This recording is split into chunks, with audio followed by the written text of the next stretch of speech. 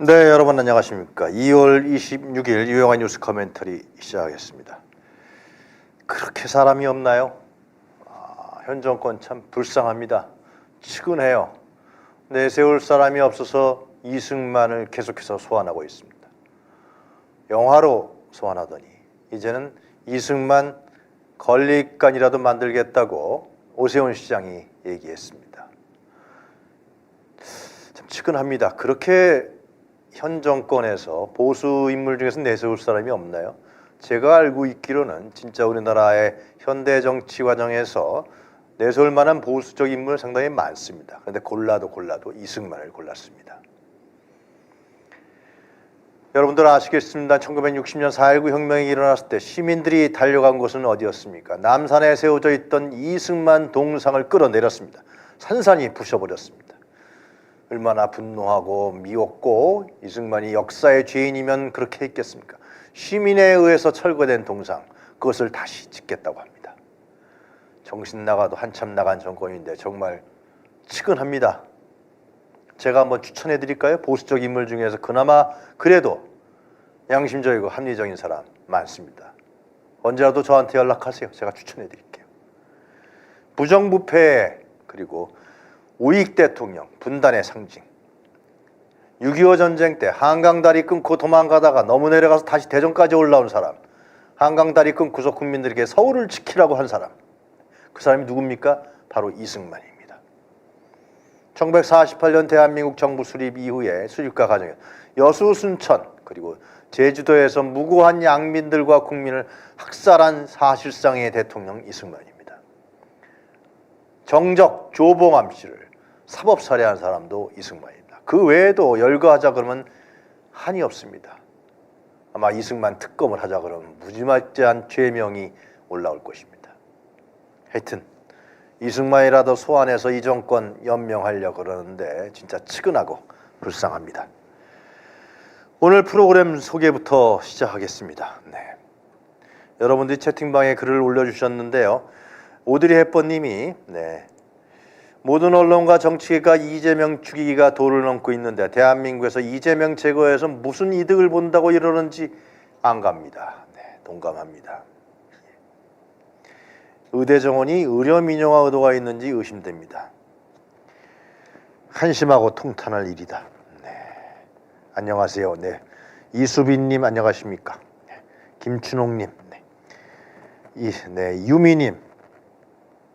여러분들이 채팅방에 글을 올려주고 계십니다. 우리 공론장에 글을 올려주고 계십니다. 서로 의견들 교환하시고 서로 좀 안 맞는 의견이 있더라도 왜 그럴 건가? 이런 여론이 있구나.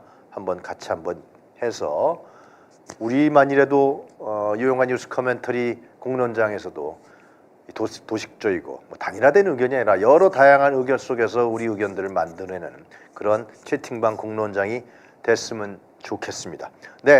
지금 프로그램 순서 전혜연의 다른 뉴스 시간에 우리 강청희 전 연세대학교 세브란스 의과대학 전 개공교수 모실까 합니다. 이 의대 증원 2,000명 증원한다 그러는데요. 현재 의대 정원이 몇 명인지 아시죠? 3,500명 정도 된다고 합니다. 거기 2,000명을 매년 증원한대요. 돌아도 이렇게 돌았습니까? 이거 합리적인, 상식적인 사고로는 납득할 수 없는 일을 지금 윤석열 대통령은 2,000명도 적어라고 몰아붙이고 있습니다. 왜 그럴까요? 이유가 있지 않겠습니까? 대통령실 그리고 관련 부처도 2,000명은 양보할 수 없다 그럽니다. 2,000명 대통령인 것 같습니다. 2,000명만 자신을 지지한다고 생각하는지 2,000명 대통령 강청희 의사한테 왜 그러는지 한번 얘기를 좀 들어보겠습니다. 이유가 분명히 있지 않겠습니까? 전혜연 전 내일신문 기자가 함은경을 오늘 저격하러 나오십니다. 함은경, 저는 분명히 얘기할 수 있습니다. 함은경, 운동권의 변절자고 운동권을 팔아먹은 사람입니다. 이 사람이 마포구에 공천을 하겠다고 한동훈은 운동권 특권이 아니고 정청래 의원은 운동권 특권이라고 합니다. 도대체 기준이 뭡니까? 한동훈 아저씨. 우리 전혜연 전 기자한테 이야기를 한번 들어보도록 하겠습니다. 그리고 오늘 여러분들이 사랑하고 아껴주시고 있는 서승만 박사, 서승만 개그맨이 전격 출연하십니다. 서승만 박사, 국민대학교 박사 논문을 정시로 따신 분인데 김건희의 박사 논문 표절 문제에 대해서 분노하셔서 1인 시위까지 하신 분이죠. 이분이 왜 민주당의 비례의원을 신청하겠다 그러는데 왜 그러는지 한번 들어보겠습니다. 윤석열 정권이 하도 코미디 같아서 그런 건가요? 한번 들어보겠습니다. 그리고 오늘 지금 민주당의 저승사자로 활동하고 계시는 안규백 전략공관위원장을 모시겠습니다. 지금까지 전략공천이 어떻게 됐는지, 지금 불협화음, 또 언론에서 프레임 씌고 있는 여러 가지 문제들, 임정석 전 실장 문제, 이수진 의원 그리고 노웅래 의원, 아직도 이 문제가 해결되지 않고 있습니다. 수습되고 있지 않습니다. 이거 어떻게 할 것인지, 그리고 그 카드는 무엇인지, 언론의 총공세에 대해서 안규백 위원장은 어떤 생각을 갖고 있는지 한번 들어보도록 하겠습니다. 네. 자, 오늘 우리 전현 기자 모시기 전에 어제 저희들이 2시에 특방을 했죠. 그 동영상 잠깐 보고 이야기 시작하겠습니다. 네, 장 PD 트롯. 네. 네, 어제 특방 한 최재형 목사는 고급 양주와 책 8권을 김건희 여사에게 전달하기 위해 호바나 콘텐츠를 찾았습니다. 최 목사는 오전 11시쯤 김건희 여사에게 방문한다고 톡을 보내고 김 여사는 비서가 전화한다며 답을 합니다. 여보세요? 목사님, 저희 1층까지 모셔다 드릴 거예요? 경호 담당 직원이 직접 선물을 들고 호바나 콘텐츠가 있는 지하 1층에서 보안 검색대가 있는 지상 1층까지 최재형 목사를 친절하게 안내해 주었습니다. 상황하고 연락처 왔어. 보안 검색대의 용도에 대해 직원에게 물었습니다. 이제 거기서 물건 스캔 같은 거는 다 하나 봐요? 최재형 목사는 김건희 여사가 잘 받았다는 양주와 책을 지금까지 돌려받지 못했습니다. 윤석열 대통령 취임 100일 선물로 스탠드와 전통주를 들고 호바나 콘텐츠가 있는 아크로비스타를 방문했습니다. 김 여사 비서로부터 김 여사에게 잘 전달했다는 전화가 옵니다. 저번에 주신 거는 제가 잘 받아서 전달해 드렸어요. 예. 네, 저희 특별 방송했던 부분들을 간추린 부분을 저희가 들어드렸는데요. 이 내용은 보신 분들은 다 아시겠지만 혹시나 바빠서 못 보신 분들은 지금 다 올라가 있으니까 보시면 됩니다. 길지도 않습니다. 크게. 그 외에도 디올백과 샤넬 화장품 외에도 다른 선물들을 김건희 여사가 받았다는 것이다. 그것도 주저없이 경비원 아저씨를 통해서, 그리고 자기가 없는데 비서하고 연락해서 고급 양주와 또 뭐 전기 스탠드, 뭐 그리고 비상면주인가요? 술, 이런 부분들을 스스럼 없이 받았다. 거기서 우리가 유추할 수 있는 것은 뭡니까? 항상 받는다. 갖다 주면 받는다. 거절하지 않고 받는다. 갖고 와라 나에게. 네. 김건희의 아크로비스타 사전은 뇌물 백화점 창고가 아니었느냐. 그 작물 보관자라고 분명히 우리가 적시했습니다. 네. 이 문제를 보도해 드렸는데요. 그리고 어제 밤에 8시 반에 MBC에서 MBC 스트레이트에서 김건희 특집 방송을 했습니다. 보신 분들도 알겠지만 전체적인 부분을 다 건드렸습니다. 주가 조작 문제까지. 뇌관, 숨어들었던 뇌관, 김건희 게이트가 다시 전면에 나오고 있습니다. 밑바닥 민심 여론을 흔들게 만드는 방송들입니다. 29일 날 이제 며칠 안 남았습니다. 국회에서 특검법 재의결 시계가 똑딱똑딱 다가오고 있습니다. 최대의 정치 현안입니다. 한동훈은 어떤 입장을 취할 것인가? 국민의힘 총선의 후보들은 어떠한 입장을 취할 것인가? 뭐 대충 짐작이 갑니다만 이 특검법, 쌍특검이죠. 재의결 문제 뇌관으로 나타나고 있습니다. 이번 주는 아마 김건희 특검법 재의결 주간이 되지 않을까 생각합니다. 김건희 스캔들 밑바닥 여론이 총선을 앞두고 다시 재점화하고 있습니다. 공론화하고 있습니다. 감추려고 해도, 덮으려고 해도 김건희와 현 여권은 물리적 한계에 봉착할 것입니다. 공천 갈등이라든가 의료계 파업으로 이 이슈를 덮으려고 했지만 안 될 것입니다. 2달째 두문불출하고 있는 김건희. 그러나 그것은 바로 블랙홀입니다. 민심은 거대한 바다와 같습니다. 인공댐으로 막을 수가 없습니다. 거기에 배를 하나 띄워도 그 배는 민심의 거대한 바다에 출렁출렁 거리면서 갈 수밖에 없습니다. 그 민심이 나타나고 있습니다. 그 민심은 이번 4월 10일 총선에 분명히 나타날 것입니다. 여러분들이 표출하십시오. 민심의 바다가 얼마나 무서운지. 이승만 소환하고 있는 현 정권에게 그 민심의 바다에 의해서 이승만이 어떻게 거꾸러졌는지 보여주십시오. 김건희는 떨고 있는 것 같습니다. 여러 가지 억측과 요즘에 여러 가지 소문들이 들려오고 있는데요. 정치권에서 국민 심판이 두려워하고 있는 것이죠. 2달째 공개적인 모습을 나타내지 못하고 있습니다. 얼마나 무서우면 그렇겠습니까? 김건희 방탄공천 안가임이 쓰고 있지만 제가 들은 바에 따르면 지난 주말에 정통한 소식통에 들었습니다만 물론 확인된 건 아닙니다만 김건희 여사가 요즘에 바짝바짝 목이 타고 있다고 합니다. 식사도 잘 못하신다고 합니다. 건강을 빨리 회복하십시오. 국민 심판 받은 다음에. 자, 우리 전혜연 전 내일신 기자 모시도록 하겠습니다.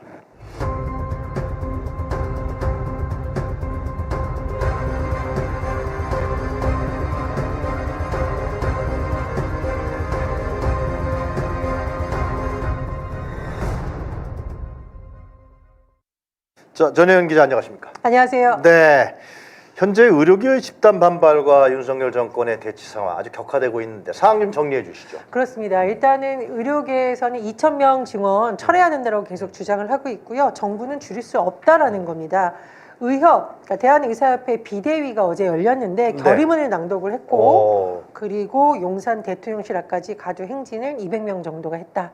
의사들이 말이에요. 네, 그렇습니다. 네, 그리고 참, 다음 달 3일 여의도에서 전국 의사들이 참여하는 대규모 집회를 여는데 일단 2만 명으로 집회 신고를 해놨다고 하는데 그래요? 근데 지금 이제 일각에서 나온 얘기는 뭐냐면 집단 행동이라고 우린 말한 게 없다. 주소 비대위 홍보위원장이 이렇게 말을 했다라는 거예요. 그리고 네. 마지막 행동을 위한 투표 일정은 정해진 바가 없다. 그래서 이게 엄포만 놓고 혹시 정부랑 뭔가 협상을 해보고 싶은 마음이 있나? 그런 여지. 라는 지금 해석이 나오고 있습니다. 그래서 그래요? 일각에서 정부는 2,000명 안 받을 걸 알고 좀 우리가 왜 물건값 부를 때 왜 실갱이 하는 것처럼 그래요? 한쪽은 하고 혹시 의사들은 중간에서 이렇게 하려는 건 아니냐. 근데 이제 왜 이게 정치적인 의혹이 제기되고 있냐면 네. 총선 전에 뭔가 짠 하고 결과를 내서 혹시나 정부의 지지율을 올리려는 네. 일종의 쇼가 아닌가라는 의심을 사고 있는데 이게 왜냐하면 네. 사실 이게 의사들의 파업이라는 것은 국민의 생명과 직결된 문제잖아요. 실제로 의료 현장에서 많은 혼선이 일고 있다 이런 비판 계속 나오고 있잖아요. 근데 저는 이런 생각이 들었습니다. 어떤 생각이요?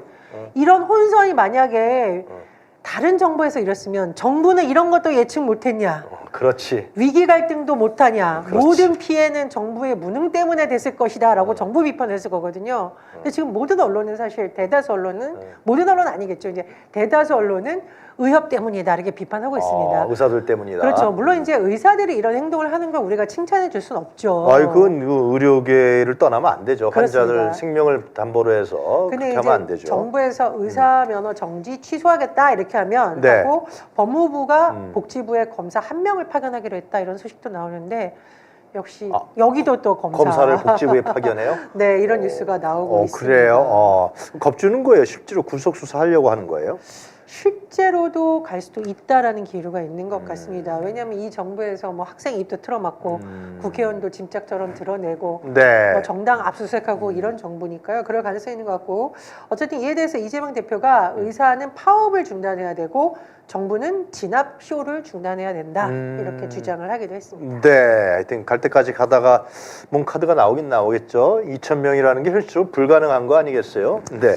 근데 이제 어쨌든 국민들이 피해를 보는 것을 가지고 이렇게 정치적으로 서로 이익을 하더라는 건 아니다. 네. 라는 비판이 계속 나오고 있습니다. 예. 그럼 요 문제를 좀 자세하게 우리 강청희 의사, 전 세브란스 연세대학교 세브란스 전 교수시죠. 우리 강청희 선생 연결해갖고 한번 자세히 좀 알아볼까요? 여기에 얽혀 있는 비하인드 스토리가 뭔지 좀 의사 입장에서 여러 가지 정보를 들으실 테니까요. 자, 강청희 교수님 안녕하십니까? 안녕하세요. 네. 네네. 자, 하여튼 좀 뭐 파국으로 치닫는 것 같고요. 이거 나라가 절단나게 생겼다고 언론에서 보도하는 것 같은데, 자, 강청희 교수님은 현재의 파국 문제 어떻게 보고 계십니까?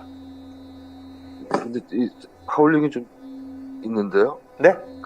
방송 잘 들리시나요? 예, 저는 잘 안 들리십니까? 좀 하울링이 좀 되는데요. 하울링이 있어요.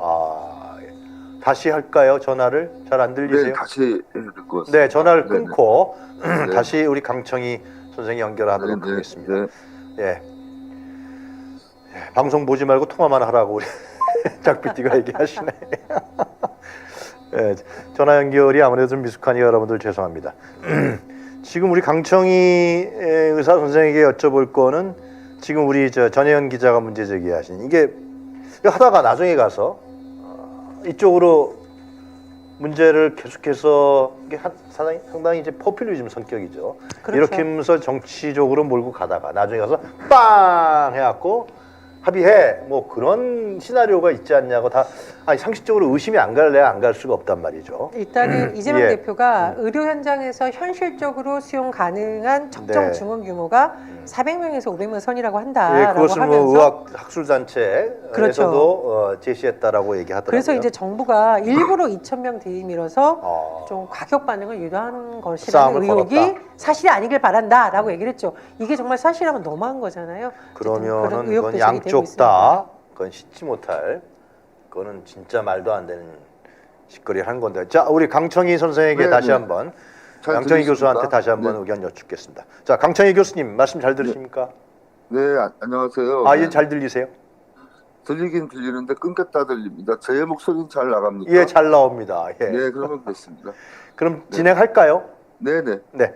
자, 현재의 파국으로 치닫고 있는 것 같은데요. 언론 보도를 따르면서 또 사실 그런 것 같고. 강청희 교수님 어떻게 보십니까? 저는 뭐 이게 처음부터 시작이 네. 진짜 뭐 대화로 풀 거 주먹 쓴다는 얘기가 나올 정도로 예. 이게 타협할 문제지 강압으로 할 문제는 아니거든요. 음, 그러니까 의협의 주장하고 뭐 의사협회하고 꼭 타협하는 게 뭐 네. 원칙은 아니겠지만 의료계 전문가들 의학교육학자나 이런 분들하고는 어느 정도 공감대가 이루어져야 될 텐데 네. 지금 다 제각각 목소리를 내고 있어서 음, 합의점이 아직 이루어지지 않은 거죠. 그러니까 정부가 적어도 정책안을 만들 때는 네. 과학적 근거를 가지고 그런 분들하고 대화 충분한 소통을 해서 만들 텐데 복지부가 사실 의대 증원 문제를 얘기하는 것도 조금 이상하죠. 교육부가 이야기하는 게 맞다고 아, 생각합니다. 그래요? 그렇지. 예, 왜 교육 문제인데 사실 복지부가 의과대학 교육에 네. 관여하는 부분은 없거든요. 네, 장 PD님, 그 스튜디오 오디오 좀 올려주세요. 네. 예, 말씀하시죠. 죄송합니다. 네네.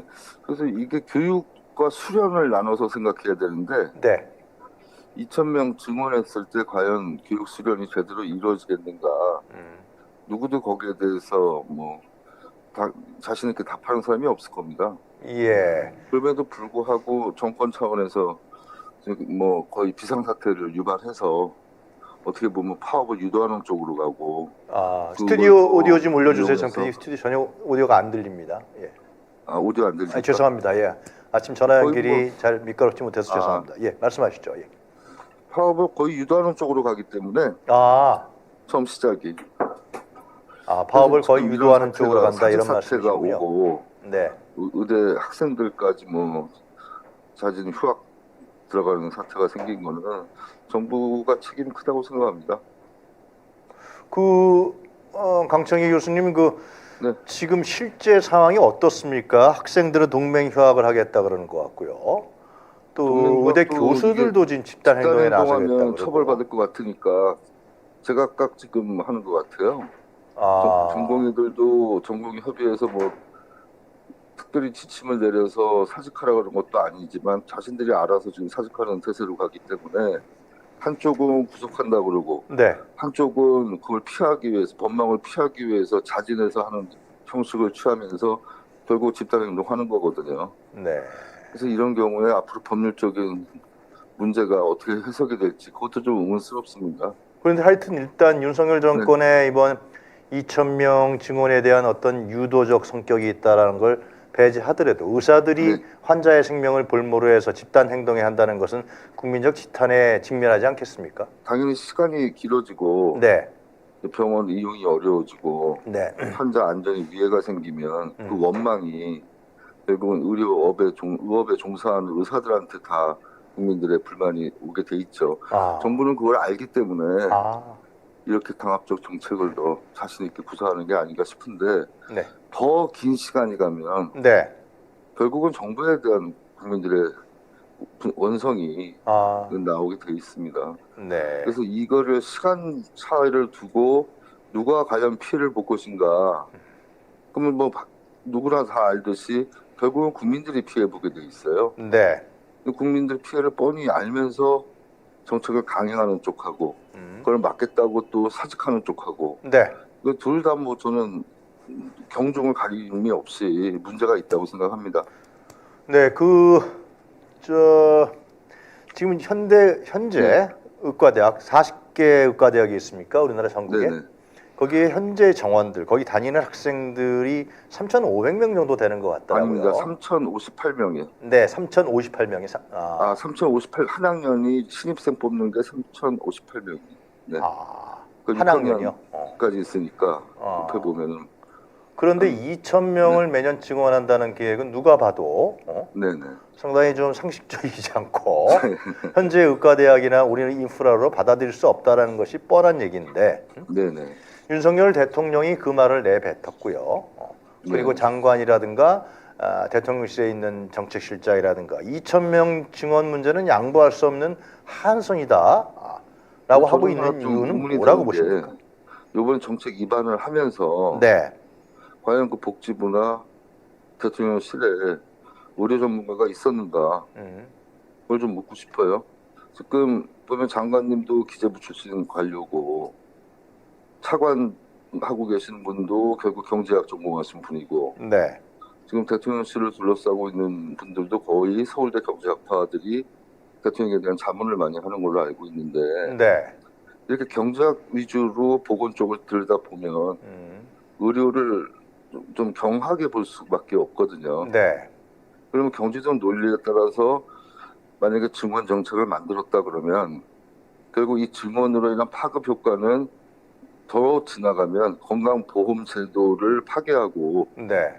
결국 의료 역량까지 갈 수 있는 사보험 강화 쪽으로 갈 수 있는 그런 정책이 나올 수 있다. 네. 그래서 그런 우려점이 좀 있습니다. 예를 들어서 지금 이번에 2,000명 뽑고 만약에 네. 내년에 또 뽑고 한 5년 이상을 뽑게 되면 예. 결국은 2,000명에서 10,000명이라는 숫자가 증가하게 돼 있지 않습니까? 네네. 그럼 10,000명이 증가했을 때 지금 14만인데 15만 명이 되는 순간 건보 부담이 또 틀려지죠. 그다음에 이게 계획대로 10년을 가면 거의 18만 정도의 의사 인력이 나오고 거기에 대한 보건의료 인력도 증가를 해야 되는데 그래서 간호 인력이 의사 1명당 2명이 필요하다 하면 지금 현재 건강보험이 100조를 가지고 이 공급자한테 지급이 되는 거잖아요. 네네. 공급자 숫자가 마냥 늘어나기만 하면 네. 결국 건보는 최종 고갈이 오게 돼 있죠. 그거는 의료 이용 양이 많아지기 때문에 반드시 나타날 수밖에 없는 부작용이거든요. 네. 공급자가 많아지면 의료 이용량은 늘리게 돼 있습니다. 그래서 그게 나중에 그 재정을 보충하기 위해서 세금을 더 올릴 것도 아니고 그런 본인 부담을 시키는 사보험으로 대개의 질환을 전환시킬 가능성이 있기 때문에 예. 그런 우려 때문에 사실 이런 의사 인력을 함부로 늘리는 거는 좀 이 의료 체계를 좀 붕괴시킬 수 있는 우려가 있다. 자, 예. 그런 그런데 점에서 말이죠. 말씀드리고 싶네요. 의료계에 있는 예를 들면 의사협회라든가 의사들 지금 강청희 교수님이 말씀하신 얘기를 다 알고 있을 거 아닙니까? 그죠? 그거를 지금 조금씩 알아가는 것 아니, 같아요. 제 얘기는 뭐냐면 건보공단에서 일을 해봤기 때문에 예. 잠깐만요. 그러니까 의사들도 네네. 2,000명 증원을 현재의 의대 인프라에서는 증원한다고 정부가 발표해도 네네. 그것이 불가능하다는 걸 알고 있을 거 아니에요, 다들. 그죠? 불가능하죠. 그러니까 우리도 아는데. 그죠? 네네. 그리고 정부도 2,000명 증원이 현실적으로 불가하다는 것을 아무리 경제 관료라 그래도 그 밀어붙이는 게 한계가 있는 거 아니에요? 예? 아니, 초등학교 예를 들면 초등학교 학생들한테 초등학교 학생들이 우리나라에 입학 정원이 있는데 거기서 뭐 10,000명, 20,000명 더 늘려라. 그게 현실적으로 불가능하잖아요. 네, 여보세요? 저희 세대 때 예, 제가 좀 또 말씀을 올릴게요. 네네. 그런데 이렇게 윤석열 정권은 밀어붙이고 또 의사들은 저는 충분히 알고 있을 거라 생각합니다.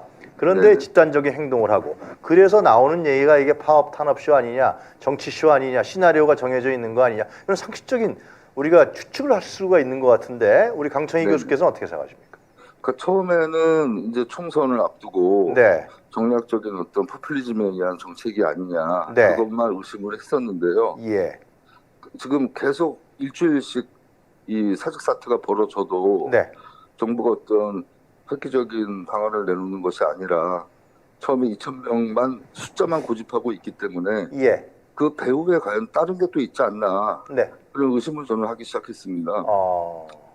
그게 어떤 그래서 겁니까? 이렇게 정책을 밀어붙일 때는 모든 부작용을 상쇄하고라도 뭔가 의료 체계를 바꿀 수 있는 배후에 있는 어떤 그 의도가 있지 않나. 그래서 그거를 좀 파헤쳐 보려고 생각하고 있습니다. 근데 그게 뭐라고 생각하십니까? 저는 앞으로 의료 영리화로 가는 단초를 여는 길이라고 생각합니다. 의료 민영화. 네네. 네, 그러니까 공보험이 감당할 수가 없거든요. 네, 그랬을 때 과연 이 예전에 박근혜 정부 때 윤희숙 교수가 네. 의료 선진화학 얘기라는 거를 KDI에서 만들었었어요. 그 방향성을 보면 이거 사보험을 강화시키는 쪽으로 의료가 가서 네. 정부 부담을 공적 부담을 줄여야 된다는 논지로 돼 있기 때문에 2,000명 증원하는 거를 과연 공적 부담으로 따라갈 수 있을까 그런 예, 오늘 전화 상태가 상당히 원활하지가 않네요. 예, 다시 연결할까요? 예, 죄송합니다, 시청자 여러분. 네, 전화 상태가 원활하지 않았고요. 매끄럽지가 않아서 대단히 죄송합니다. 예, 연결이 안 되면은 다음 순서로 넘어가야 될 것 같은데요.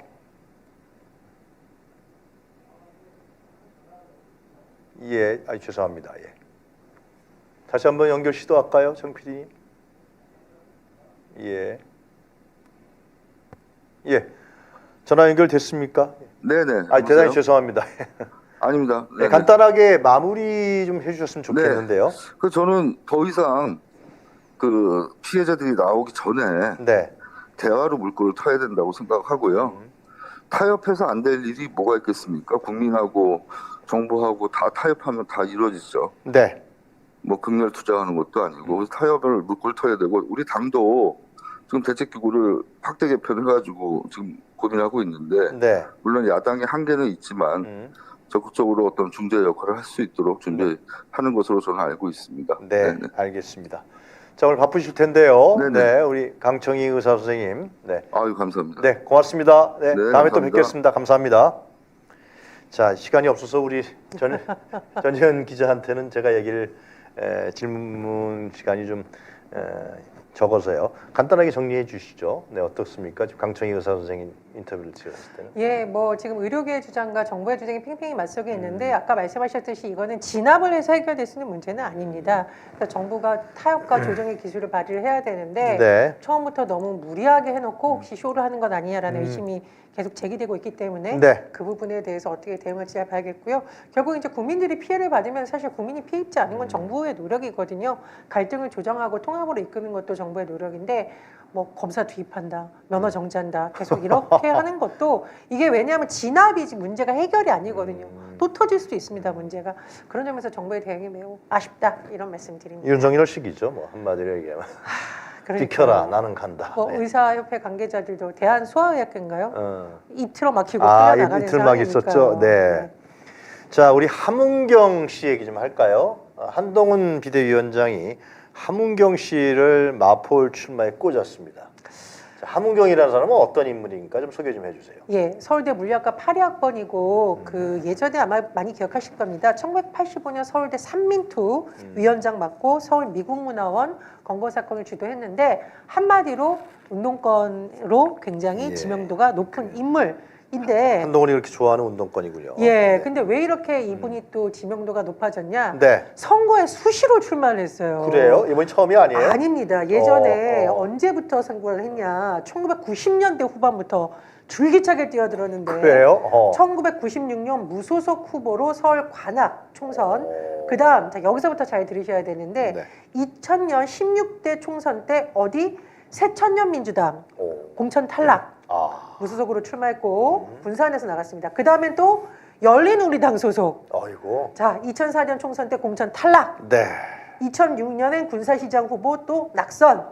그런데 이분이 했던 말 중에서 네. 함은경 씨의 말 중에서 가장 지금 논란이 되고 있는 것이 본인이 2012년 선거 나갔을 때 운동권 이력 엄청 강조했던 거거든요. 저희가 이제 학생 운동했다. 그렇죠. 민주화 사실상 운동 과정에서. 사실 학생 운동을 해갖고 국회의원 당선된 사람들이 많았으니까. 그러니까요. 당시에 뭐 민주화 운동 과정에서 구속됐고 예. 386 세대를 결집해낼 수 있는 전국적 지명도를 갖췄다. 함은경이 보수 기득권과 맞서서 한국 전체 패러다임을 전환시키겠다. 당시에는 보수 기득권과 싸운다 그랬거든요. 그랬어요? 아. 네, 그때는 민주통합당 소속이었으니까요. 근데 요즘 국민의힘 가서는 또 뭐 이쪽을 공격할 태세를 보이고 있는 거잖아요. 심지어 어떻게 얘기했냐면은 2012년 전주 방송과의 인터뷰에서 송영길 인천시장, 김두관 경남도지사가 함은경의 친구이자 선배다. 민주통합당 중앙당의 이인영 최고위원, 우상호 전략본부장 나 아는 사람 많다 이렇게 운동권 인맥을 노골적으로 과시했고 가장 논란이 됐던 거 2016년도 토론 과정에서 운동권 비판하는 이런 발언이 나오니까 네. 운동권이 무슨 죄냐, 운동권이 마치 무슨 큰 죄를 지은 것만 같이 얘기를 하시는데 제 인생이 슬프다면서 이렇게 눈물을 흘렸어요. 그랬어요? 네. 그래서 저는 이 함은경 씨의 눈물을 보면서 김건희 여사의 눈물이 생각이 났습니다. 악어의 눈물. 아, 예. 김건희 여사도 왜 대선 전에 눈물 흘리면서 아내로서의 역할에만 충실하겠다 그러다가 나중에 말 바꿔서 지금 계속 네. 조그만한 파우치 서울의 소리에서 특종을 한 그 명품백 수수 논란에 휩싸이면서 아니 뭐 아내로서의 역할마저도 제대로 못하는 거 아니야라고 하고 있는데 함은경 씨 본인이 운동권 한 게 뭔 그렇게 잘못한 일이라는 식으로 말하면서 본인이 선거 나왔을 때 울더니 다시 국민의힘에서 전략 공천 받아서는 또 마치 운동권 때문에 뭐가 대단히 국가에 무슨 문제가 생긴 것처럼 얘기를 하고 최근 있는데요. 발언 좀 소개해 주세요. 지난달 30일 네. 운동권 정치 세력의 역사적 평가 토론회에서 타락한 운동권 세력의 가장 문제점은 시대적 지지나라는 점. 근데 이 지지나라는 점이 이제 우리 장애인 중에서 지적 능력이 조금 이제 발달이 늦으신 분들을 비하하는 용어일 수 있기 때문에 사실 굉장히 조심해야 되는 용어인데 어쨌든 썼어요. 제가 가장 황당한 거는 청년 일자리가 줄어들고 혼인 및 출산율이 낮아지는 이유는 운동권 특권 정치와 이권 카르텔. 혼인 및 출산율이 낮아지는 게 운동권 때문이라는 건 자다가 봉창 때리는 전 이런 회개한 소리는 처음 들었고요. 네. 그러면 이 논리대로라면 윤석열 정부에서는 출산율이 올려야 되잖아요. 2023년 작년에 1분기 0.81, 2, 3분기 각각 0.7명을 기록을 했습니다. 그러니까 운동권을 제대로 비판하는 것도 아니고 무식하다. 자, 그러니까 이 포인트는 뭐냐면 과거에 함은경 씨가 현재 야권이죠. 민주당 계열에 출마했을 때는 그 눈물까지 흘리면서 운동권이 뭐가 죄가 있느냐. 나 그렇죠. 열심히 싸웠다. 보수 기득권과 맞서겠다. 아, 예. 그런데 그렇죠. 최근에 와서 국민의힘에 이제 공천을 받을 것 같으니까 운동권을 공격하면서 현재 운동권을 공격하고 있습니다. 그러니까 결국은 구도가 누굽니까? 저 한동훈이가 노리는 구도는 운동권끼리 싸움 붙이는 거 아니겠어요? 근데 함은경이가 왜 그 앞잡이 같은 역할을 왜 하고 있는 겁니까? 저는 상당히 이해가 안 가잖아요, 이 사람은.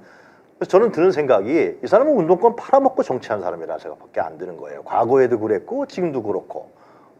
이 사람은 뭐 특권층인지 아닌지 제가 모르겠습니다만은 운동권 팔아먹는 사람 아니에요? 이 사람은 전형적으로 아니 과거에 자기가 뭐 삼민투니해니 뭐 했다 그러는데 자기는 지도부 중에 한 명이었죠. 실제로 지금 시청하시는 많은 50대 분들이라든가 40대 분들, 60대 분들 그 당시에 87년 민주화 운동을 하기 위해서 다들 희생한 분들 아니에요? 자기 혼자 한 겁니까? 그래놓고 그걸 팔아먹는 거 아니에요? 또 팔아먹고 또 팔아먹고 이게 팔돌이 아닙니까 함은경은? 팔돌이 뭐 악어의 눈물 여러 가지 얘기 나오는데 저는 네. 함은경 씨가 이거에 대한 세 가지에 좀 답변을 했으면 좋겠어요. 예. 첫 번째, 원래 이 자리에 김경률 비대위원 나오려고 그랬잖아요. 그렇죠. 마리 앙뚜아네트 발언이 너무 그러다 커져가지고 못 아웃됐지. 나게 된 건데 일단은 김건희 여사 명품백 수수에 대해서 어떻게 생각을 하느냐. 이것도 운동권 탓입니까? 이거 어떻게 처리해야 되냐. 한번 맨날 기득권 카르텔 비판하던데 답을 해야 된다. 이제 정치인으로 뛰어들려면. 두 번째, 2023년 9월 SBS와의 인터뷰에서 홍범도 동상 언젠가는 정리돼야 된다. 네. 육산의 홍범도 동상 언젠가는 정리돼야 된다라고 얘기를 했어요. 다시 한번 여기에 대해서 입장을 밝혀야겠고 한동훈 비대위원장도 입장을 밝혀야 됐습니다. 세 번째, 2023년 6월 이런 표현을 했네요. 후쿠시마 오염수 방류는 경제적이고 안전한 처리 방법. 이게 데일리 한국이라는 곳에서 아예 제목으로 나온 건데 그래. 예, 마포에 있는 우리 학부모들과 학교 급식하고 있는 분들한테 가서 후쿠시마 오염수 방류가 경제적이고 안전한 처리 방법이니까 그럼 일본 수산물을 급식으로 써도 되느냐? 네. 이런 질문에 대해서 다시 한번 좀 답을 해야 되지 아예 않을까. 국힘 공천 받으려고 그냥 아둥바둥 했구만 완전히. 아니 눈에 보이네요, 보여. 일로 갔다 예전에 절로 뭐 갔다. 물을 뭐 희석해서 뭐 생수인데 마셨다고 하는데 그럼 후쿠시마 오염수 그 희석된 것도 어떻게 일본 가서 마실 계획인 건지 좀 그것 좀 물어보고 싶습니다. 다시 한번 말씀드립니다만은 과거에 학생운동 했던 부분은 자기 혼자만이 한 거 아니라 대중과 같이 한 것이고 거기서의 앞에서 리더 역할을 한 거. 이거 중요하죠. 중요했고 희생했고 감옥도 갔다 왔고. 근데 그거를 팔아서 말이죠. 정치를 하려고 그러고 거기서 이당 저당 옮겨 다니면서 이 운동권 파리하는 정치인들은 이번 분명히 심판을 받아야 되지 않을까. 진짜 분노합니다. 네, 알겠습니다. 자, 지금까지 우리 전혜연 전 내일신문기자와 이야기 나눠봤습니다. 감사합니다. 네, 고맙습니다. 우리 이번에 민주당의 국회의원 비례 신청한 서승만 박사를 모시겠습니다.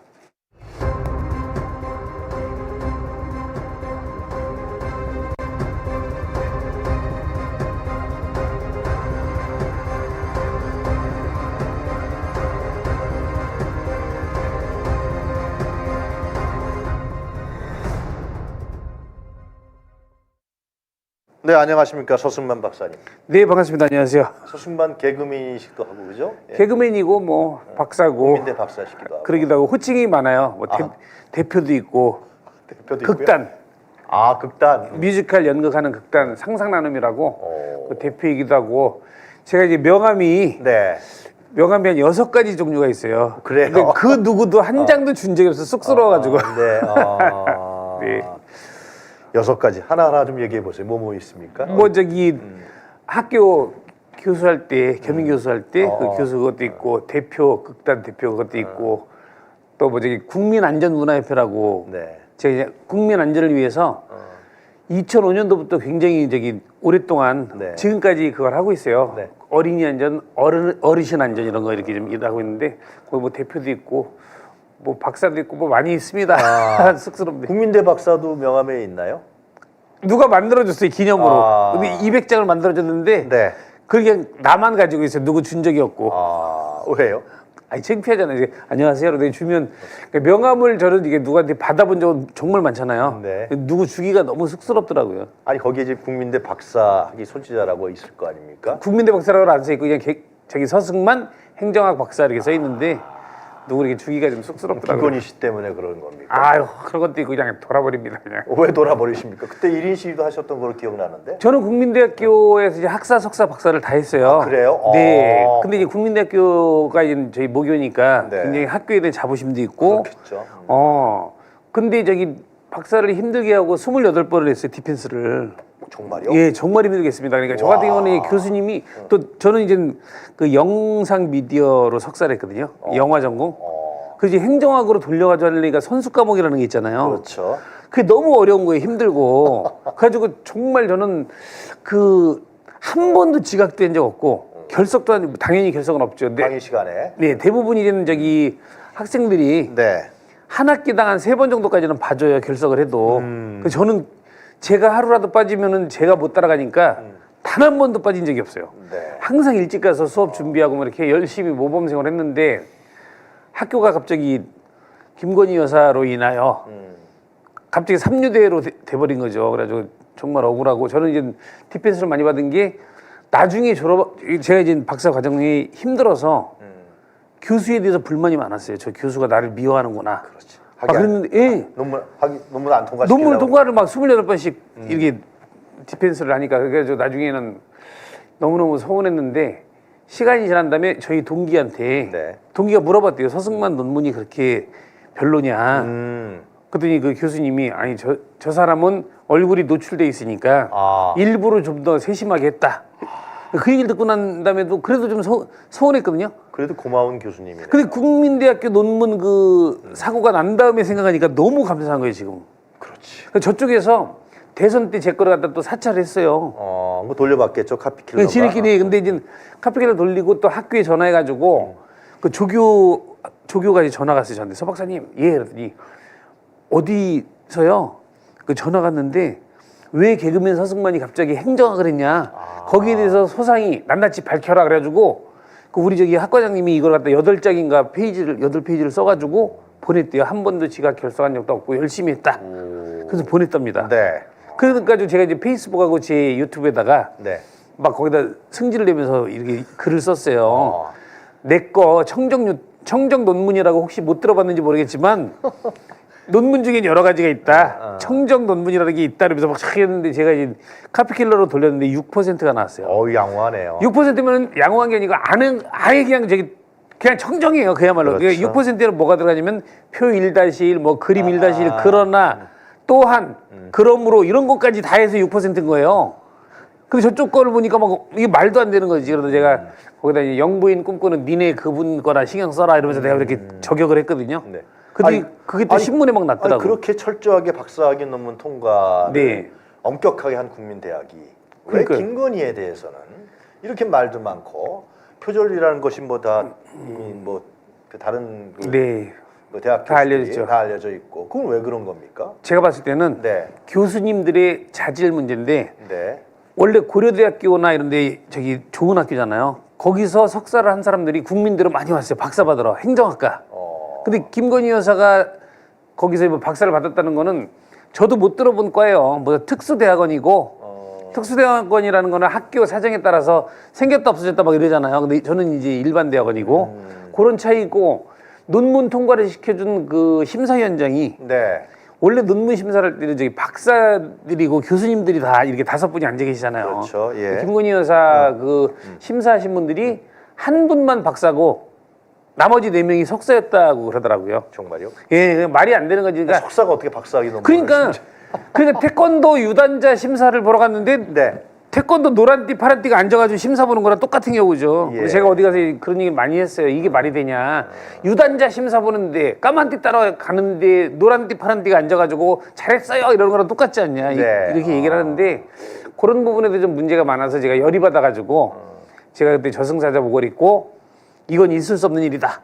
국민대 동문들을 대신해서 내 총장을 잡으러 왔다. 가지고 국민대표 가지고 제가 시위를 해가지고 좀 많이 찍혔죠. 네. 지금 그 논문 관계는 어떻게 정리됐습니까? 지금 국민대학에서는 아직도 결정이 안 나가지고 표절이다 아니다가? 네, 근데 그건 표절이도 아니다가 아니라 그냥 보면 딱 나와요. 그러니까 보면은 정확히 컨트롤 C, 컨트롤 V라는 게 딱 티가 납니다. 근데 그걸 이게 논문이다, 아니다 이거 학교 입장에서 이렇게 밝히기에는 뭔 사정이 있는지 모르겠습니다만 밝히지 않고 있어가지고 그게 좀 속이 타는데 뭐 그걸 그냥 밝혀야 국민대에 떨어진 위상 다시 올라가는 것이고. 그렇죠. 예. 그래서 한때는 숙대에서 이제 석사 논문이 잘못된 글쎄 거라 말이에요. 이런 얘기가 있어가지고 그걸 좀 기대를 했어요. 왜냐면 네. 석사 논문이 그게 이제 표절이라는 게 나오면 박사는 자동으로 취소되니까. 그렇죠. 근데 숙대에서도 마찬가지로 아직도 그 저기 정확하게 발표를 못 하고 계시더라고. 정권이 바뀌면 드러나. 아유 그러면요. 네. 그렇게 센 모양이죠, 김건희가.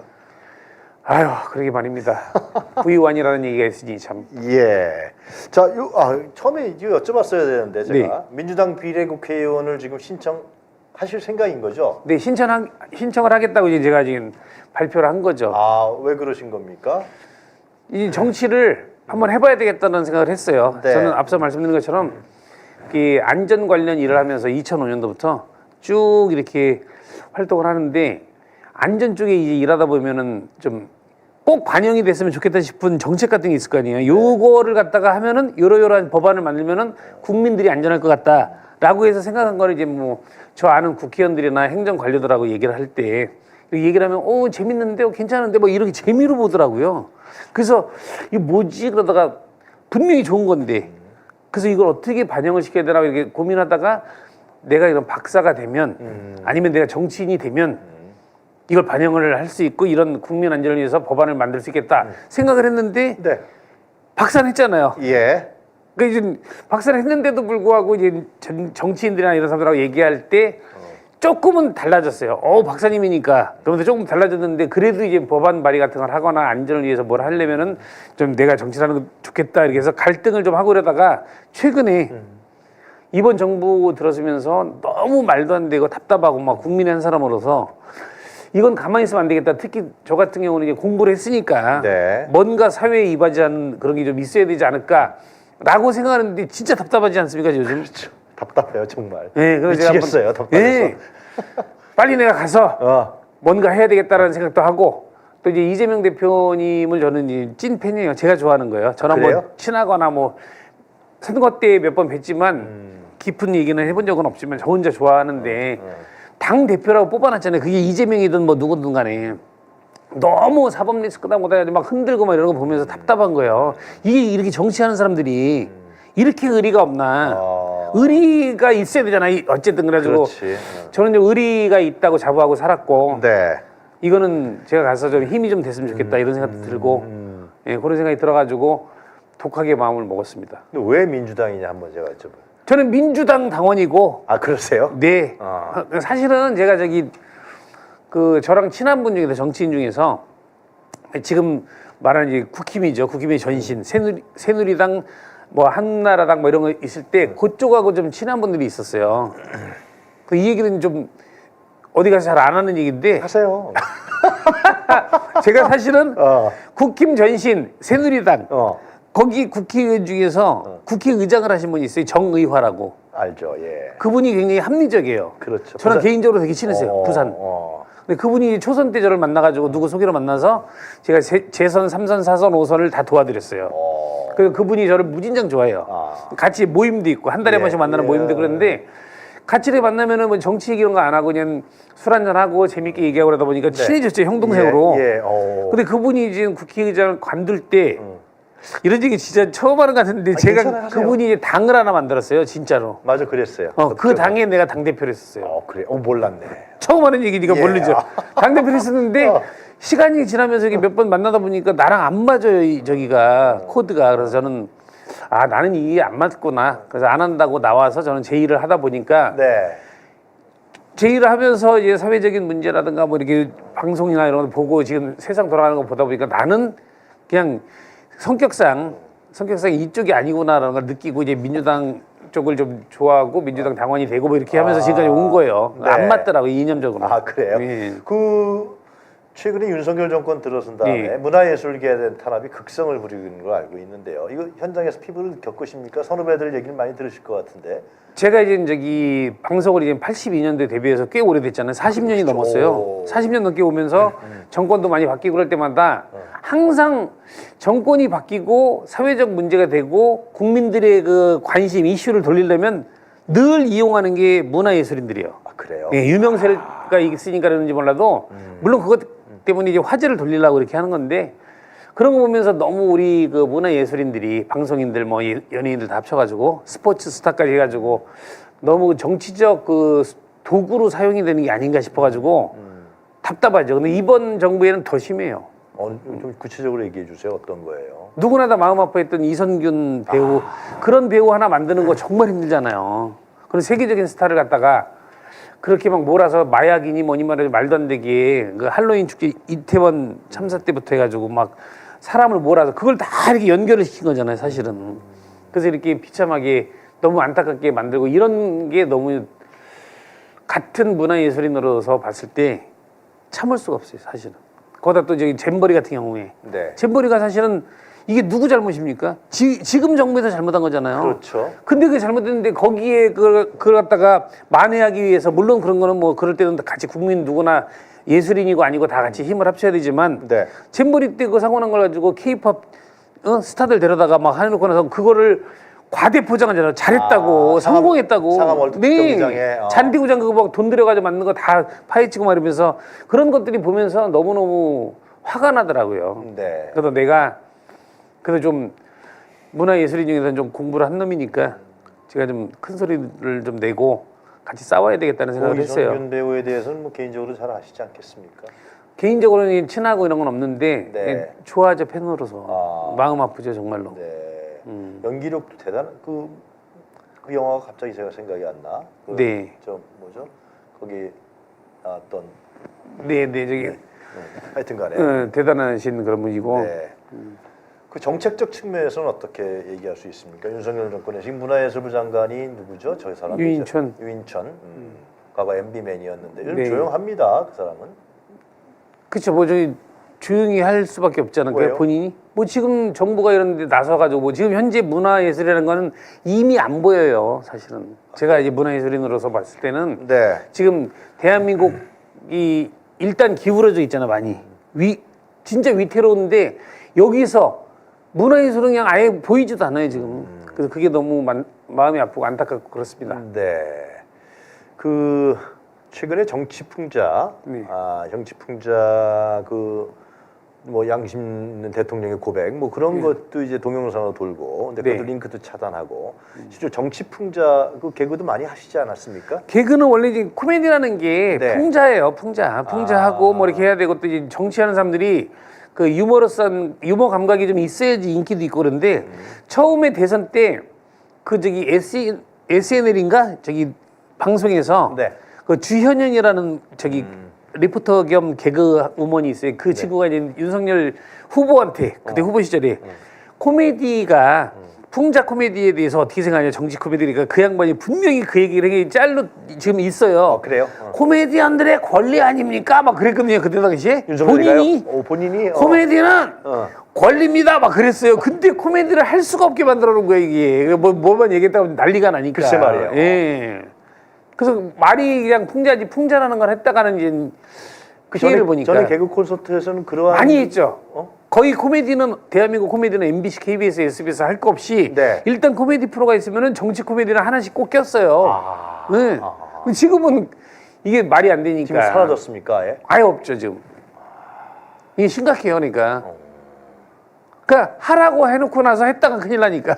그거 안 하는 거예요? 일부러 눈치 보면서 못하는 거죠. 게다가 KBS 같은 경우는 아예 넘어갔고. 지금 말이 KBS 그지 그게 네. 그게 공영방송이 아니잖아요, 사실. 예. 그 뭐 영화 쪽도 하시지 않았나요?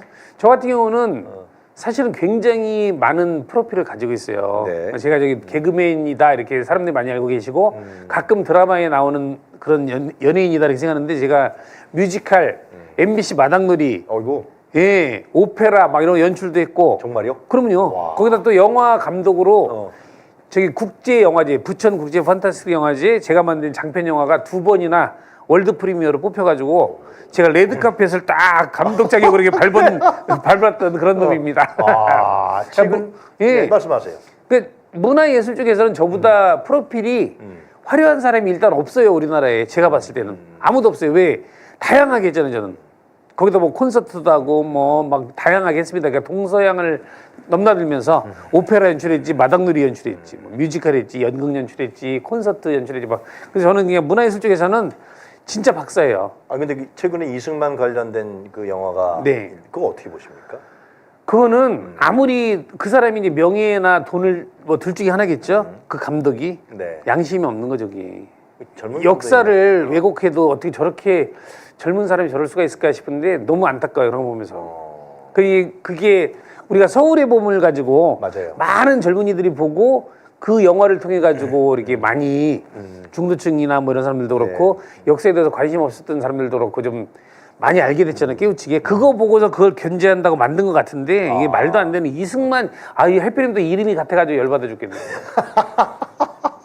성은 다르잖아요. 네. 제가 이제 유튜브 방송을 하지 않습니까? 예. 제가 서승만 TV라는 걸 하고 있는데 거기 어떤 분이 댓글을 기똥차게 달아줘서 너무너무 감사해요. 뭐라고요?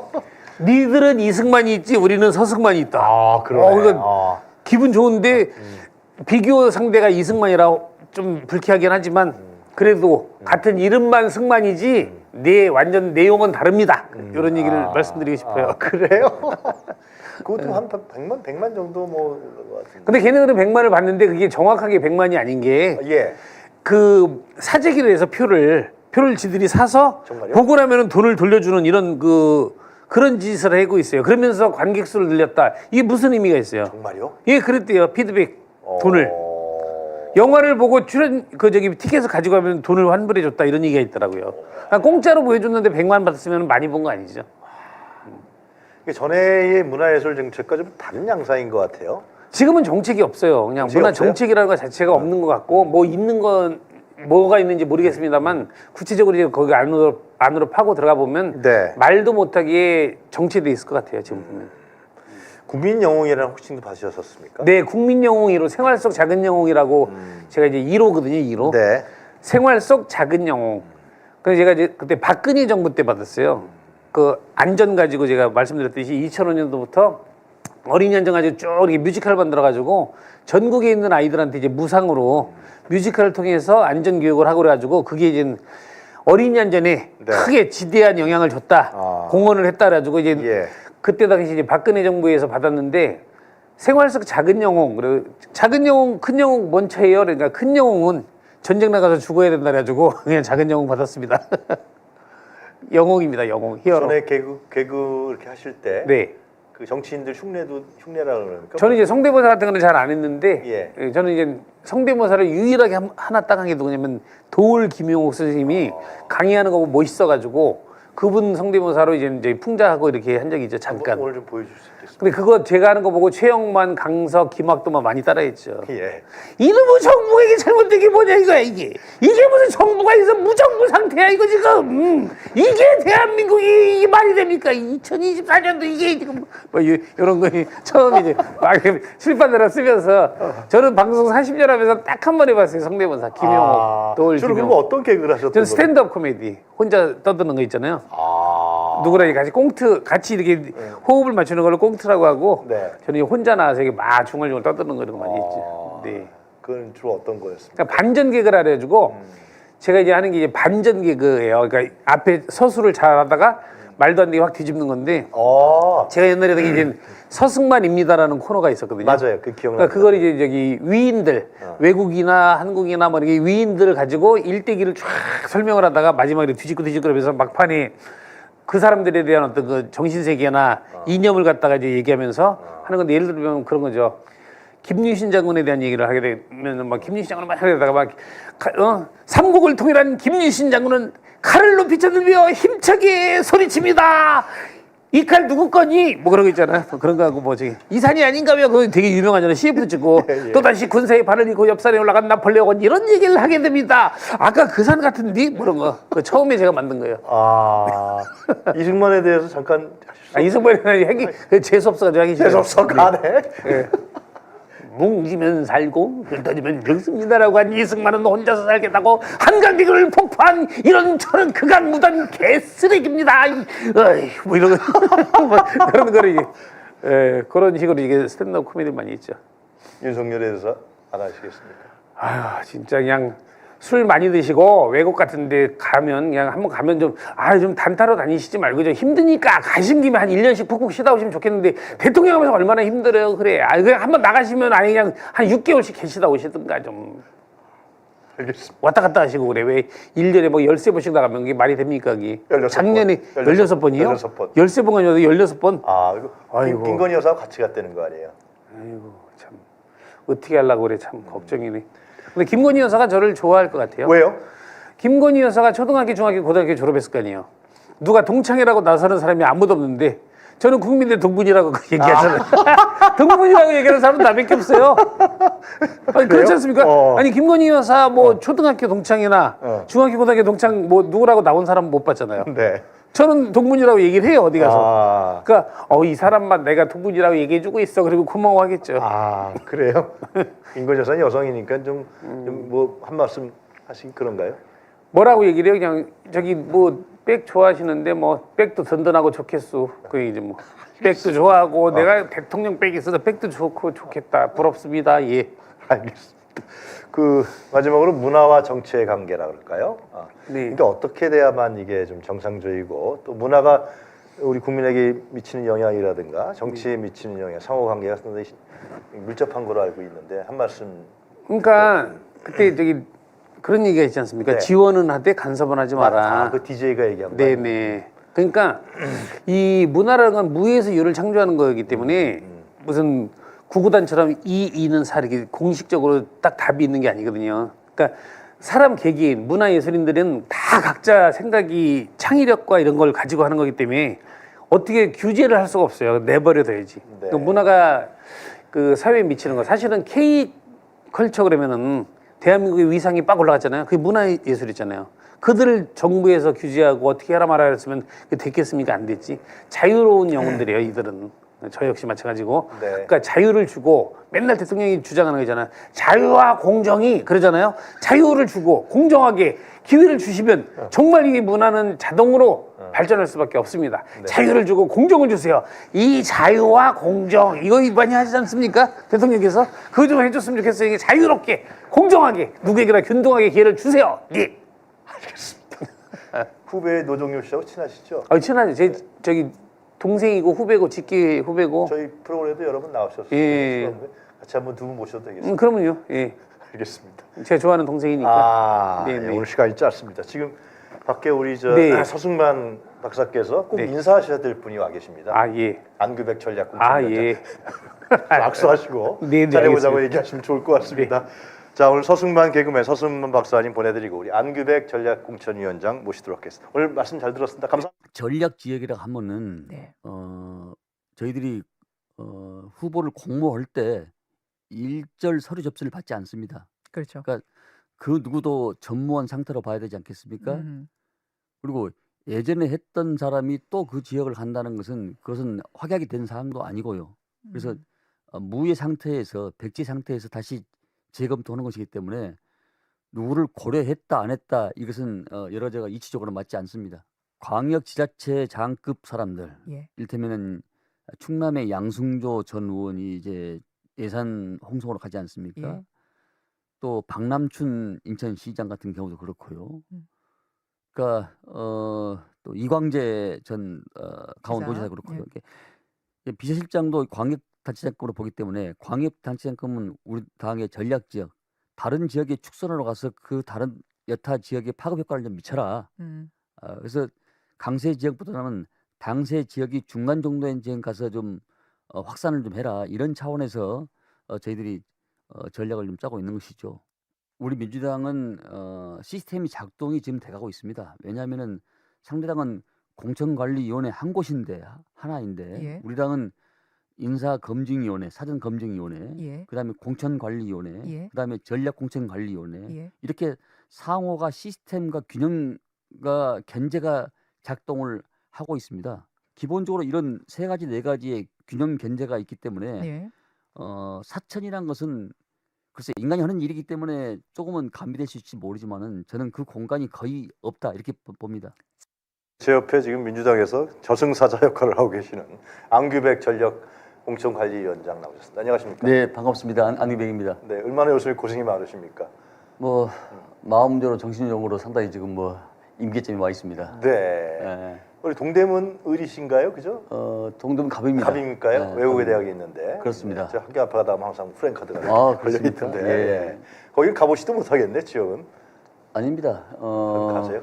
뭐 아침하고 저녁 또 중요한 행사 이미 지역을 한 바퀴 일순위 했습니다. 아, 그래요? 예. 아, 전략 공천 안 하시고요? 그래도 지역민들이 보고 싶어하고 아, 예. 또 지역민들의 따뜻한 온기를 느끼면서 또 예. 에너지도 또 받아야 되기 때문에 아, 지역은 빠뜨리지 않고 네. 계속 순방하고 있습니다. 네. 지금 오늘 3시 반에도 뭐 발표가 있습니까? 네, 오늘도 주요 지역이 발표가 예정되어 있는데요. 어디입니까? 그건 이따 뭡니까? 공간 회의를 해봐야 아, 알겠습니다. 그래요? 그 얘기하면 난리 나는군요. 예. 자, 지금까지 좀 뭐 예민한 게 언론에 많이 났긴 했는데 예. 지금까지 전략공천관리위원장입니까? 정확히 명칭이? 전략공천관리위원장. 아, 야, 예, 기네. 예. 전략공천을 관리한다 이거죠. 그러니까 기본적으로 상대 당은 음. 공천관리위원회만 있는데 우리 당은 공천관리위원회, 전략공천관리위원회, 인재영입위원회, 또 예비심사위원 검증위원회 네. 이렇게 각각 시스템이 작동하기 때문에 네. 굉장히 그 선제적이고 선진적이죠. 상대 당하고는 다릅니다. 네. 네. 그 지금까지 전략공천공간관리위원회 예. 어떻게 해오셨는지 뭐 원칙이라든 기준이 있었지 않겠습니까? 네. 전반적인 먼저 설명해 주시고 구체적인 거 제가 여쭤볼게요. 제가 여러 차례 걸쳐 말씀을 드렸는데 우리 당의 공천의 가장 큰 특히 이 전략 공천 관리의 기준은 보통의 사람들은 적재적소라고 얘기하지만은 네. 저는 적소적재라는 표현을 합니다. 왜요? 왜 그렇습니까? 적소 그 맞는 자리에 합당한 후보가 가야 선거는 이기는 것이지. 너는 잘났고 모든 면에 뛰어나니까 아무데나 가서 이길 수 있어. 이게 아니고 적소 그 맞는 합당한 지역에 그의 역량이 있고 효능감 있는 후보가 가야 맞다. 예컨대 탄광촌에 네. IT 박사가 가서 되겠습니까? 네. 네. 또 바다에 또 농어촌 지역에 다른 어떤 도시형 소상공인 이 전부가 가면 맞겠습니까? 네. 그래서 그 맞는 적소의 자리에 합당한 인물이 가는 게 맞겠다. 이렇게 생각을 하고 지금까지 몇 분을 전략 공천하셨죠? 맡으시고 난 다음에 한 10여 명? 아니면 훨씬 더 있습니다. 그래요? 예, 뭐 17, 8명 정도 될 것 같은데요. 그래요? 예. 그 중에서 지금 얘기한 대로 적소적재한 인물 대표적인 몇 분만 좀 소개해 주시죠. 화성 공영훈 사장. 네, 현재 저 공영훈 사장도 계시고 또 YTN의 그 노정면 그 기자는 부평갑인데요. 네. 거기서 초중고를 나오셨고 네. 그런 지역 연구가 강하고. 저희 한번 출연했었습니다. 아 그렇습니까? 네네네. 또 뭐 일테면은 그 곧 발표하게 될 뭐 그 경찰. 저 이지은 예. 총경. 네. 그분은 마포갑으로 그건 뭐 아직 언론에 결정 언론에 안 그렇게 됐고요. 나오더라고요. 아, 그러던가요? 네. 또 부산의 이재성 NC소프트 전무. 그래서 네. 그분은 거기 연구가 있을 뿐만 아니라 부산을 전체를 부산 지역을 게임의 메카, 네. 산업의 메카로 세계적인 도시로 좀 만들고 싶다. 이런 야심찬 계획을 세우고 꾸준히 그렇게 연구하고 공부를 해왔던 분입니다. 그래서 네. 여러 가지 그런 걸 봤을 때 적소에 적합한 적재 인물이 가는 게 맞겠다. 네. 이런 컨셉으로 지금 하고 있고 특히 최고의 가치는 일단 당선입니다. 그렇지. 예, 당선이 되냐, 당선에 접근해 있느냐 안 되냐를 보는 것이고. 네. 그다음에 이제 그 역시 또 도덕성 문제인데요. 정치는 일반인보다는 도덕적 잣대 기준이 강하고 네. 또 국민들이 요구하는 그 수준이 상당히 높습니다. 국민들한테 어떤 모범적이고 수범적인 태도를 보여야 되기 때문에 여러 가지 그 도덕성 문제가 흠결 있냐 없냐. 그런데 뭐 젠더 문제랄지 또 부정부패에 연루돼 있냐, 그렇죠. 있냐, 예. 뭐 이런 문제, 이런 문제를 가지고 저희들이 계속 공천을 해왔고 앞으로 이제 뭐 얼마 남지 않았습니다만은 나머지 부분도 네. 그런 가치 선상에서 공천의 기준을 가지고 임할 생각하고 있습니다. 앞으로 몇 개나 남았죠? 전략 공천 지역이? 사실 전략 공천이 많은 건 좋은 건 아닙니다. 그렇죠. 근데 지금 분구 지역이 지금 네 군데가 있고 그리고 거기 현역 의원이 예를 들면은 불출마를 하거나 문제가 심각할 경우에 전략 공천 지역을 정하는 건가요? 전략 공천이라 하면은 첫째는 이제 불출마 지역, 위원장 사고당부, 고려된 지역이죠. 네. 그리고 우리 당의 강세 책임에도 불구하고 2번 이상 연거푸 진 지역. 그것도 들어가는 거죠. 네. 그리고 분구 지역. 그리고 일반 공천관리위원회에서 이 후보 가지고는 도저히 상대 당을 이길 수가 없으니 전략 공관위에서 여러 가지 판단을 해서 외부 인사를 좀 보내달라. 이렇게 요청을 하면은 이명백 공관위원장 이렇게 요청을 그렇습니다. 하는 거예요. 요청을 하면은 네. 이명백 공관위원이 하는 게 아니고 공천관리위원회에서 회의를 통해서 네, 오는 겁니다. 네. 괜히 하는 게 아니고. 말을 조심해야 돼. 그지? 큰일 나 이제 요새. 잘못 얘기하면. 그러면 이제 그렇게 되면 이제 그게 전략 지역으로 묶어져서 일반 공관위는 프로세스를 밟지만은 전략 공관이라는 것은 고도의 정치적 정부적 판단을 가지고서 그래요? 하는 겁니다. 일테면은 저는 이렇게 생각합니다. 네. 1 더하기 1은 2는 산수지 않습니까? 1 더하기 1이 2가 되고 100이 되고 1000이 될 수도 있다. 그것은 정치는 어떤 효능적인 최고의 능력감을 가지고서 그걸 상상력과 추리력을 발동하는 사회의 최고의 가치 직역이다 이렇게 생각합니다. 네. 그래서 1 더하기 1은 2가 아니고 1 더하기 1은 100과 1000과 만이 될 수 있는 그런 상상력을 발동할 수 있는 창의성이 있는 사람인가 없는 사람인가 저는 이 점을 굉장히 주의 깊게 보고 그럼 있습니다. 그건 주관 정무적 판단으로 갈 수도 있지. 그래서 반발이 생기고 그런 거 아닌가 싶기도 그것은 한데요. 그 사람이 걸어온 길.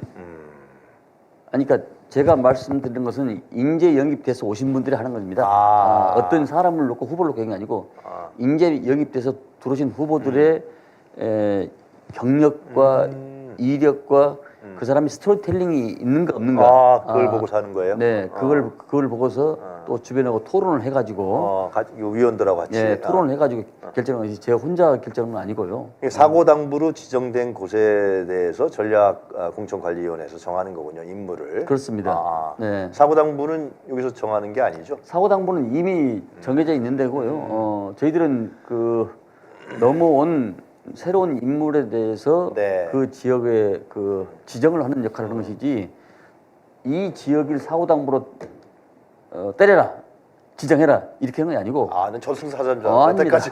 그건 아닙니다. 그건 아니고 이 전략으로 넘어오면은 그 전략 영입된 인사 그 인재 풀과 또 기존 당내 인재들 중에서 이 복합적으로 이루어진다고 그렇게 생각하면 될 것 같습니다. 네. 자, 근데 지금 어제도 밤늦게 한 4시간 이상 민주당에서 긴급 최고위원회가 열린 걸로 알고 있습니다. 비공개로. 사실상 그거는 현재의 공천, 물론 언론의 프레임이 없다 이렇게 말씀드릴 수는 없습니다. 언론의 집중적인 공격이 있었던 건 사실인데, 그럼에도 불구하고 하여튼 공천 갈등과 공천 파열음은 계속해서 금방 진화가 돼야 되는데 계속해서 수습하지 못하고 오래 끌고 있다. 이런 지적은 피할 수 없을 것 같아요. 어떻게 보십니까? 그런 점들은 어느 정도 인정을 합니다. 인정을 하는데 국힘은 사실상 지금 뭐 감동이 없는 밋밋한 공천을 하고 있지 않습니까? 예컨대 영남 쪽 의원들을 네. 자기 나름대로는 험지라고 그러면 수도권이나 다른 지역으로 보내야 되는데 기본적으로 뭐 서병수, 조혜진, 김태우 의원 같은 경우를 영남에서 영남 지역으로 보내는 이런 감동 없는 그 공천을 하고 있지 않습니까? 회전문 공천이죠. 회전문 공천, 뭐 땜방 공천이라고 그렇게 얘기를 하던데. 네. 근데 저희들은 이제 역동성과 그 어떤 변화의 개혁의 변화의 시그널을 주다 보니까 이제 시스템 공천이 그렇게 상당히 어려운 것 같아요. 시민에서도. 이미 우리는 2015년도 김상곤 혁신위원장 때 8년 전에 만들어진 공천 시스템과 룰을 가지고 지금 우리가 공천을 하고 있는데 이제 거기에 대해서도 뭐 나가 왜 거기에 속해야 되느냐 이렇게 지금 말씀하시는 분들이 많이 계시지 않습니까? 그렇죠. 근데 시스템 공천이라 하면은 4개의 큰 과제에 11개 부제에 30가지 소 제목이 있어가지고 그게 각기 의원들 상호간의 다면 평가랄지 본회의 출석률 또 상임위 출석률 또 지역 여론조사 당원 여론조사 또 법안 내용 법안도 재정 법안이냐 아니면 그냥 토시만 바꾼 법안이냐 이것도 다 가점이 다 다릅니다. 그리고 의원 전체 180명 답변 평가 또 상임위별 의원 답변 평가 동시에 중앙당 사무처 220명이 또 답변 평가 의원들에 대해서 또 의원실에 한 의원당 2명의 보좌진들이 그러면 360이지 않습니까? 이분들 또 보좌진도 답변 평가 여러 요소들이 다 복합적으로 내어 있기 때문에 어느 특정 세력들이나 특정 사람들이 바이러스에 낄 여지가 없는 겁니다. 근데 박용진 의원 같은 경우는 반발도 심각하고요. 그리고 자기 자신이 받았던 그 하위 10%에 대한 부분들에 대한 내역을 좀 공개했으면 좋겠다. 자기 얘기대로. 근데 지금 민주당 지도부에서는 또 그게 비공개로 된 것 같고. 박용진 의원 케이스, 박용진 의원은 어떻게 해서 40%에 들게 된 겁니까? 그 뭐 개인의 신상과 정치인의 그 미래가 있기 때문에 제가 여기서 말씀을 드리는 건 상당히 그렇죠. 제한적입니다. 왜냐하면 본선에서 우리가 출전을 해서 상대 당을 후보를 이겨야 되지 않겠습니까? 네. 그렇기 때문에 여러 가지 개인 정보에 대해서는 제가 말씀드리는 제한적이고 네. 원래 정당의 시스템이란 것이 모든 중요한 현안이 있을 때는 그때그때 회의를 소집하기가 곤란하니까 공관위원장이랄지 전략공천관리위원장한테 위원들이 이임을 합니다. 네. 이임을 하면은 위원장 자신이 그것을 이제 가타부타를 결정하게 되는데 네.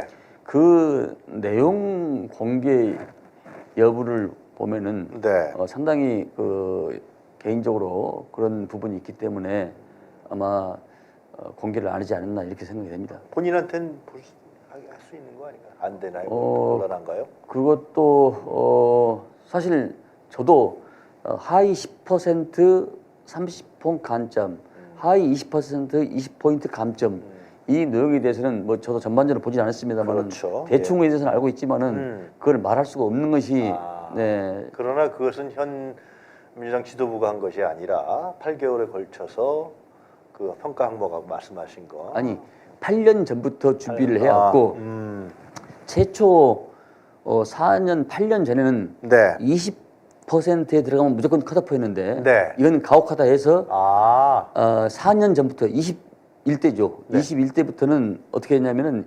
10%는 30포인트 감점, 20%는 20포인트 감점을 그렇게 적용을 한 겁니다. 컷오프도 아니고 전에는 컷오프였습니까? 컷오프였는데 그래서 그게 상당히 진화되고 발전된 것이죠. 네. 아예 경선 기회조차 안 줬는데 경선 기회조차 안 주면 안 되겠다 싶어서 저희들은 이제 8년 전하고 4년 전하고 다릅니다. 그렇기 때문에 그것이 어제 오늘 이루어진 게 아니고요. 네. 이미 1년 전에 시작을 해서 작년 11월 달에 알겠습니다. 예.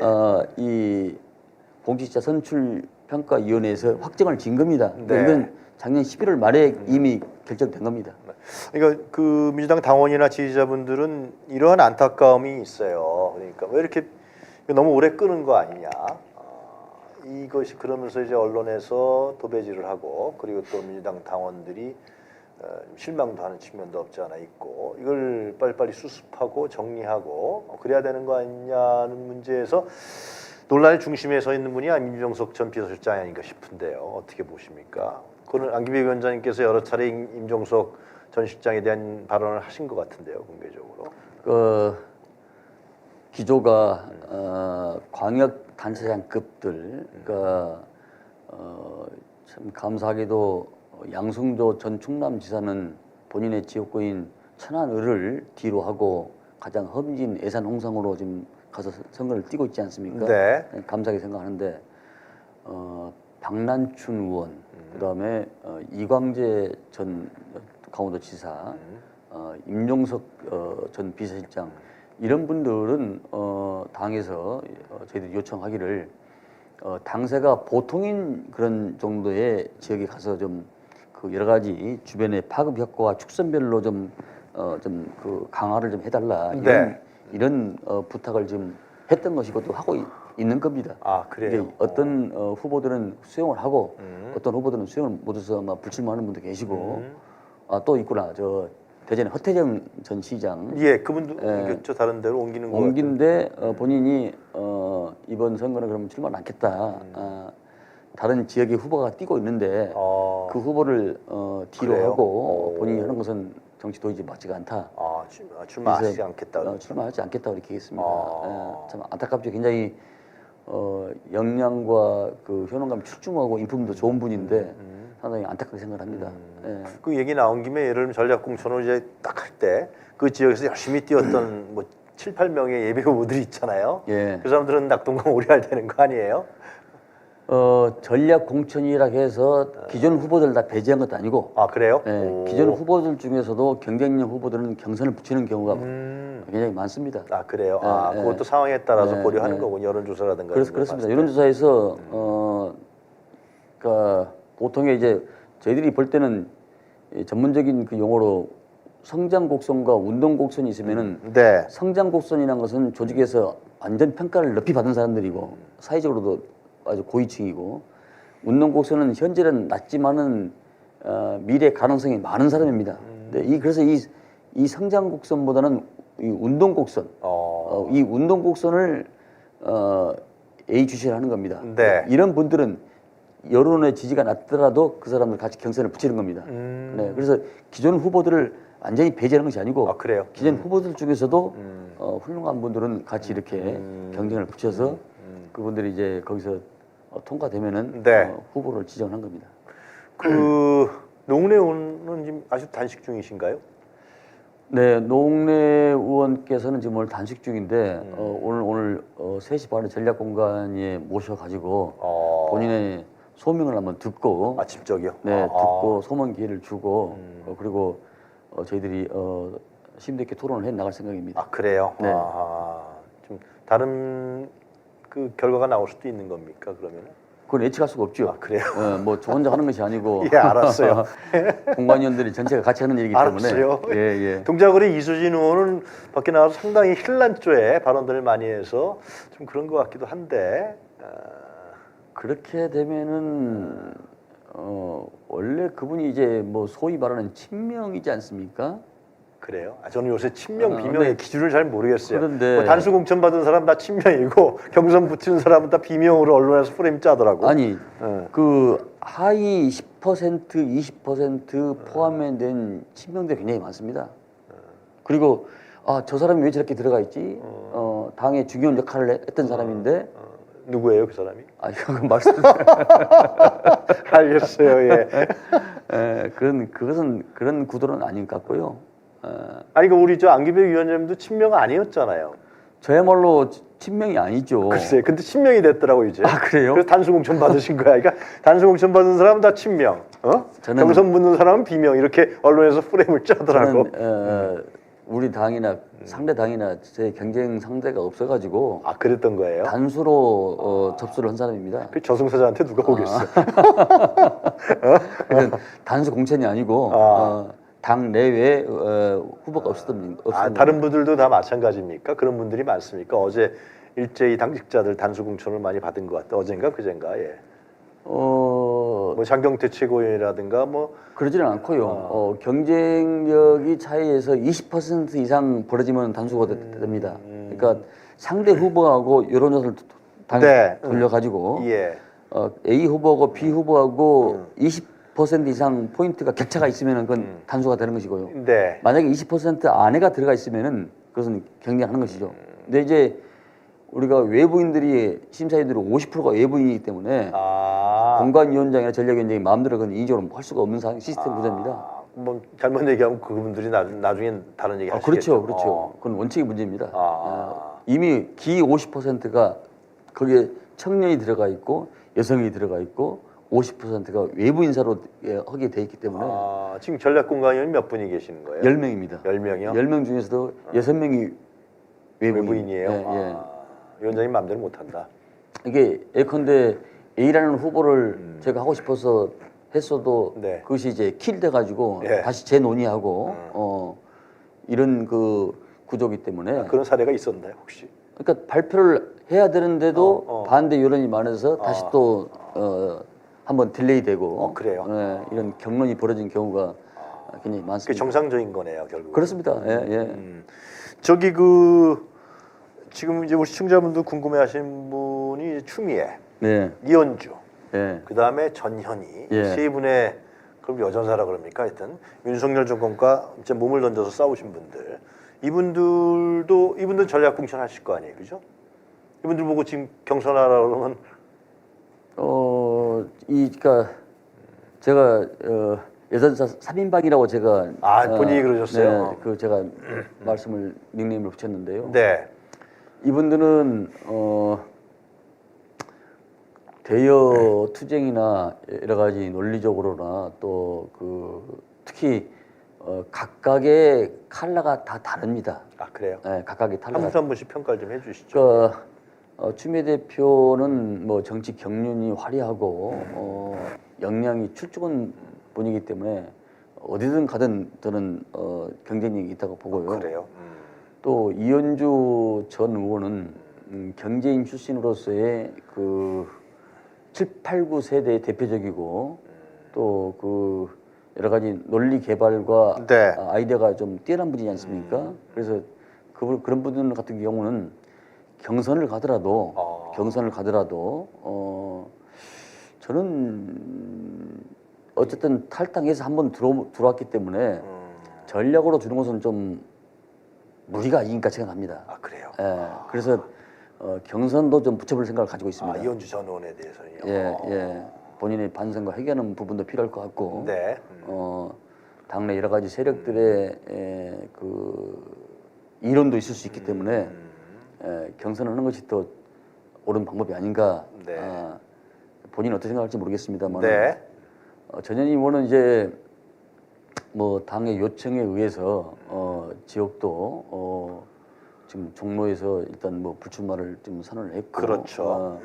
또 전현희 의원은 일관된 신념과 의지, 실천력, 의지력 그리고의 어떤 그 집중력이 저는 뛰어난 후보라고 생각합니다. 그래요. 그래서 조직을 이렇게 아우르고 추스르고 추동하고 이런 것들이 일반 정치인은 좀 다르다. 그래요. 네. 그리고 정치인의 언어라는 게 그 범정처럼 유장하고 울림이 있어야 되지 않습니까? 네. 뭐 젓가락으로 냄비 뜯는 소리가 나지 않고. 그렇죠.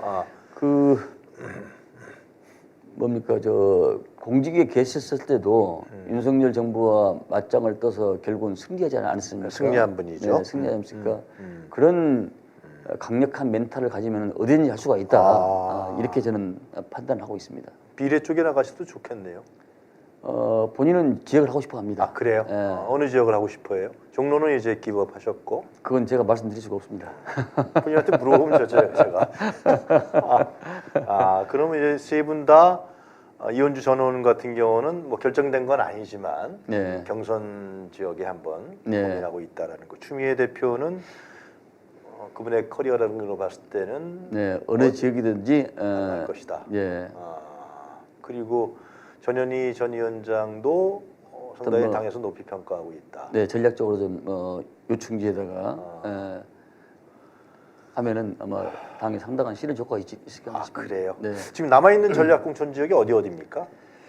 이제 오늘 결정을 하면은 한 7, 8군데 정도 나눌 걸로 예상이 됩니다. 오늘이 어디입니까? 누구 꽂는다 그런 얘기 하지 마시고 제 표현이 이상합니다. 왜냐하면 어느 지역이 전략공천입니까? 지금 지역을 말씀을 드리면은 그 지역에 파급된 게 상당히 강하고 또 오늘 제가 여기서 말씀을 드리면은 이따 3시 반에 회의를 하는데 그 지역이 외부 인사들이나 이 토론에 있어서 그게 통과가 안 되면은 그것도 또한 아니 지금 전략공천으로 지정한 데가 있잖아요. 그러니까 지정한 데가 있어서 거기를 한다 그러면은 그럼 그 후보는 어디로 가는 거야? 이렇게 나올 수 있지 않겠습니까? 그래요. 예, 그러니까 이게 상당히 복잡하네. 말하기가 저도 말씀을 드리고 싶은데 저도 입이 근질근질한데 못 물어보겠어 지금. 좀 상당히 좀 제한적인 요소가 있기 때문에 좀 이해를 해주십시오. 네. 저도 입이 거기죠 물어보고 싶은데 제가 얘기를 못 하겠어요. 예? 좀 멋이기가 거시기 합니다. 참 그 정무적 판단이라든가 여러 가지 판단들이 상당히 요구되는 자리가 전략공관 위원장과 위원분들이네요. 참 힘듭니다. 힘들어요. 힘들어도 뭐 사명감을 가지고 해야 되지 않겠습니까? 그럼 이제 결국은 그 결과는 총선에서 전략공천돼서 거의 가신 분들이 어떤 결과를 내느냐 이것이 결국은 우리 양기백 위원장님이 활동한 활동에 대해서 평가받는 거라고 볼 수 있겠네요. 공천은 정당과 정치에 있어서 최고의 정무적 판단과 어떤 극점을 요하는 것이기 때문에 하나하나가 살아나는 판을 걷지만은 결국에는 저는 그것이 표현을 하자면은 연못에 피는 연꽃 같다라고 생각합니다. 그래요. 원래 연꽃은 흙탕물과 오물에서 피지 않습니까? 예. 아래는 그렇게 돼 있지만은 위에 필 때는 자비로운 연꽃과 같다. 그래서 아마 이제 공천이 끝나면은 국민들께서 그 자비롭고 아름다운 연꽃처럼 그걸 보고 지지와 성원을 보내주지 않을까 생각합니다. 지금 언론에서도 상당히 많은 문제 제기를 하고 있는 걸로 알고 있습니다. 민주당 공천에 대해서 이 문제는 언제쯤 해소될 거라고 보십니까? 근데 저는 이렇게 말씀드리고 싶어요. 네, 일하는 사람이 접시 깨는 거 아닙니까? 네, 일을 않고 가만히 있으면 접시 깰 일이 없죠. 그럼 거기에 대해서 당원과 지지자 국민들이 성원과 박수를 보내줘야지. 시끄럽다고 생각하면 그건 안 된다고 생각합니다. 좋은 곳이 좋은 곳이요. 차분히 갑시다. 이러면은 상대 다음처럼 밋밋하잖아 이게요. 그러나 우리는 역동성 있게 되고 안 되고 뭔가 하루아침에 일어나면 다시 바꿔지고 아 저런 친절한 사람이 있었어? 아 저거 괜찮다? 막 이런 탄성도 다르라고 생각합니다. 네. 이런 사람이 접시 깨는 것이 일하고 가만히 놀고 있으면 접시 깰 일도 없는 것이죠. 저는 그렇게 좀 애정어린 시각으로 좀 바라줬으면 좋겠다. 그럼에도 불구하고 제가 한 말씀만 더 드리면 예. 참 국회의원이 뭐길래 예. 그렇게 뭐 권한이 있는지 모르는데 하여튼 그 공천에 목을 메고 그냥 평생을 달려오신 분들 2년 동안 이런 분들은 이제 배제되는 경우에 반발이 있을 수밖에 없고 그것을 또 이제 어떻게 통합을 할 거냐라는 문제가 중요한 과제로 남지 않겠습니까? 결국 이제 민주당 지도부의 역량이 될 것 같은데 이 문제들 한번 언급해 주시죠. 안기비 위원장님 상당히 좀 부드럽고 유하셨던 분인데 지금 적응사가 되셔갖고 저는 어느 직업과 어느 세계에서든지 인내가 필요하다. 네, 참지 못하면은 이루어질 일이 없다. 네. 참고 있는 사람만이 다음에 기회가 주는 것이지. 내가 이 우물 안 먹겠다고 침 뱉고 가면은 다음에 와서 그 우물을 떠먹는 경우가 인생사 다반사입니다. 네. 저는 그 인생사가 새옹지마라고 표현을 합니다만은 네. 먼저 나간다고 즐겁고 기뻐할 일이 아니고 뒤에 온다고 해서 그것을 한탄 일이 아닙니다. 언제 누가 어떻게 될지 모르기 때문에 그래서 우리는 인간의 삶과 정치의 삶을 인간사 새옹지마라고 표현하지 않습니까? 네. 그래서 저는 다시 기회를 잡기 위해서는 새로운 마음으로 신발끈을 묶고 주변과 조화를 이루면서 나가는 그런 승리의 삶의 자세가 필요하지 않을까 생각합니다. 안기배 의원께서도 지금 정치를 오래 하셨잖아요. 네, 공천에서 안 된 적도 있으시죠? 저도 강세 지역에서 준비를 하다가 험지 약세로 튕겨 나간 적도 있습니다. 그래요? 네, 그때 그 어떤 뭐 저 쓰라린 아픔, 단장을 끊는 고통도 저도 느껴봤고 네. 가만두지 않겠다고 했었는데 가만두지 않겠다고? 그건 바보가 하는 짓이다. 참고 인내해야 된다. 참고 인내 오니까 기회가 오더라고요. 그래 기회가 와요. 네, 왜냐하면 참지 않고 내 기분대로 스트레스 풀고는 그때는 시원할지 모르지만은 네. 먼 미래의 가치를 놓고 봤을 때는 그건 하지하책이더라. 그 당시에 자기가 공천 신청을 했으니까 일단 네. 그 승복할 수밖에 없다. 얼마나 마음이 아프고 저도 쓰라렸겠습니까? 상대 후보보다도 10% 이상 앞서는 지역에서 또 당내보다도 훨씬 앞서는 지역에서 거기 가면 안 돼. 다른 지역으로 가야 된다. 아 그랬어요? 그런 적이 있었어요? 있었습니다. 받아들였어요? 당명이니까 받을 수밖에 없었습니다. 아 그래요? 그때는 당원과 지지자들이 어. 뭐 플래카드 내리고 당사에서 가서 예. 당에 제가 조직을 오래 한 사람이기 때문에 얼마나 당의 비밀을 많이 알겠습니까? 예. 그걸 이제 끝내고 싶었지요. 근데 그건 바보가 하는 짓이라 판단했습니다. 그래요? 예. 그러니까 제가 경험에 비추어 보면은 참고 인내해야 다음 기회가 있고 또 화합하는 그런 자세가 중요하다. 예.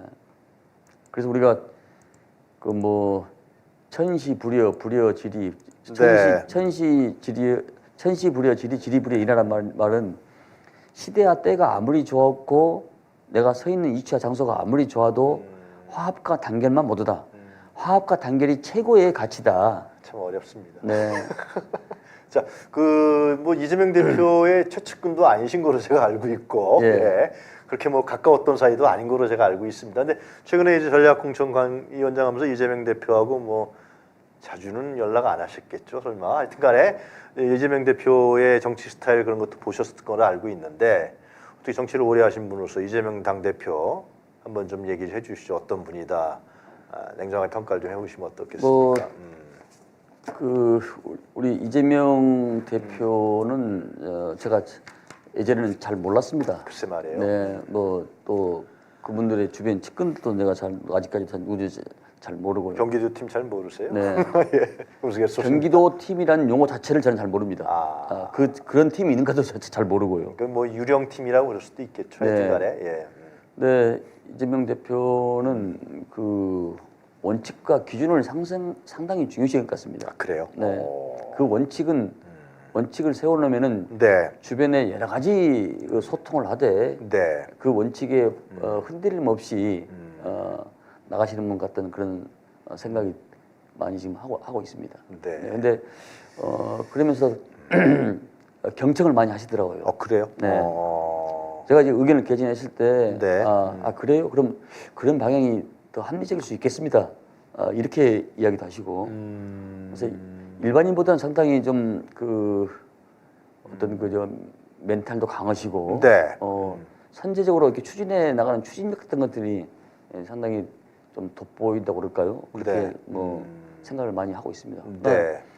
저희는 전략공관위원장으로서 어쨌든 당의 일반 당원부터 네. 최고인 당 대표까지 최고위원들, 당의 각 요소를 구성하고 있는 모든 분들과 함께 저는 소통이 가장 중요하다고 생각을 합니다. 네. 전략공관위도 저는 마찬가지입니다. 그런 선상에서 그래서 대표하고도 자주 소통을 합니다. 아, 그래요? 왜냐하면은 임요한 위원장이 혁신위원회 실패한 것은 지도부와 당원 의원들까지 소통을 못해서 실패한 겁니다. 저는 소통은 꼭 해야 된다고 생각합니다. 아, 그래요? 네, 소통을 하되 공관위 전략공관위에 대해서 결정을 하면 되는 것이니까요. 결정은 하고 또 대표 네. 의견도 들어보시고. 네, 또 최고위원도 의견 들어보고 일반 또 평의원도 의견을 들어보고 그래서 소통이 가장 중요하다고 생각합니다. 네. 아니 전쟁 중에 저하고도 소통하는데 당내 구성원들하고 누가 소통을 못하겠습니까? 그렇죠. 예. 알겠습니다. 우리 앵커님 이런 말을 제가 드리고 싶어요. 왜 저한테 뭘 물어보실라? 전 죄 없어요. 그럴까요? 민주당 공천하고 관계 없습니다. 알겠습니다. 알겠습니다.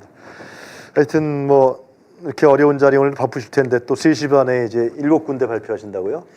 좀 덜 것 같습니다. 더 할 것 같아요. 네. 아, 그럼 이제 거의 끝나는 겁니까? 전략. 아닙니다. 이제 어쨌든 내일 모레까지는 끝내려고 합니다. 아, 내일 모레까지는. 네. 아. 분구가 되는 분구는 29일 날 이제 본회의 통과해야 내일 되니까 모레까지는 그럼 전략 공천 지역이 다 후보자들이 결정된다 이렇게 볼 수가 있겠네요. 그렇게 생각하고 있습니다. 예. 그럼 오늘 내일 모레 한 3일 동안 그냥 발표하시는 건가요? 아유 죽겠습니다.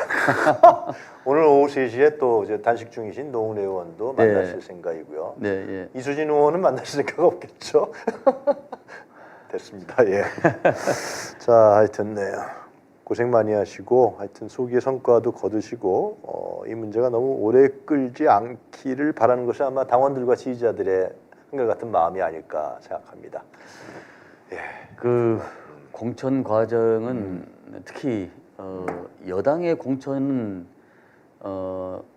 선택지가 많습니다. 맞아요. 네, 각 기관 단체도 많고 맞아요. 2천 개 자리가 있지 않습니까? 그리고 권력도 세고. 권력 세고 그립이 세고 또 용산이란 청와대가 있고 맞아요. 야당은 이 선출직분이 없기 때문에 야당의 공천 잡으면 시끄러울 수밖에 없는 이런 태생적 한계점이 있습니다. 근데 국민들이 이것을 좀 애정어린 시설과 진통으로 좀 받아들이시고 아마 옥동자를 나올 수 있도록 저는 많은 격려와 사랑을 왜 이래 뭐 이게 뭐야 이러지 마시고 좀 애정어린 시선으로 바라봐 주셔야 이 이념, 민생, 이 또 그 외교 안보 이 고립된 이 상황, 이 정권의 윤석열 정권의 심판을 하는데 같이 동참해주고 강력히 호소를 드립니다. 그 공천에서 탈락하신 거나 그런 분들은 다 대부분 한결같은 목소리 하나 있는데 네, 이재명 대표에 사당합니다. 그렇게 논리로 따지자면은요. 예. 저는 정치를 비교적 오래 한 사람이기 때문에 김대중, 노무현, 그 문재인 전 대통령 당 대표, 이재명 대표 어느 시대에 사당하라고 얘기하는 적 있습니까? 다 그랬었나요? 네. 세상의 정점은 대표를 중심으로 해서 당이 운영되고 돌아가는 것이기 때문에 그것을 저는 모든 최종적인 책임은 또 당 대표가 지지 않습니까? 그럴 수밖에 없죠. 그러니까 대통령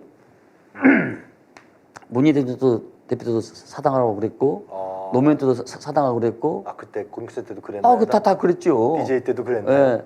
사당하라고 안 한 적이 있었습니까? 그때는 더 심했습니다. 그래요. 네. 그 용어를 제가 쓰기가 입에 담기가 그러는데 어. 사당하는 점잖은 편입니다. 그래요. 아, 점잖은 편입니다. 아, DJ 때도 대단했죠. 그렇습니다. 그건 뭐 숨도 못 쉬죠. 아 그래요. 그 지금처럼 시스템 공천이 아니고 공천관리위원회 딱 한 자리에 모여가지고 제가 그때 실무국장을 했으니까 그래요. 딱 찍어서 내려옵니다. 아 그래요. 아, 해라. 근데 지금은 이렇게 민주적 제도로 시스템과 작동이 되고 또 1년 전에 이미 그 공직자 하위평가위원회에서 기준이 딱 정해서 프레임을 딱 제가 지금 그걸 가지고 왔는데요. 아 그래요. 좀 보여주세요. 네, 아, 가지고 그거 안 물어봤으면 큰일 날 뻔했네. 네. 어디 갔지 이게? 어디 없어졌어? 네? 아 그 표 말씀하시는 네, 거요? 표요. 그 기준표 프레임 아. 안 가지고 왔네. 전에 김남국 의원이 나와서 한번 보여줬어요. 아 김남국 의원이요. 네.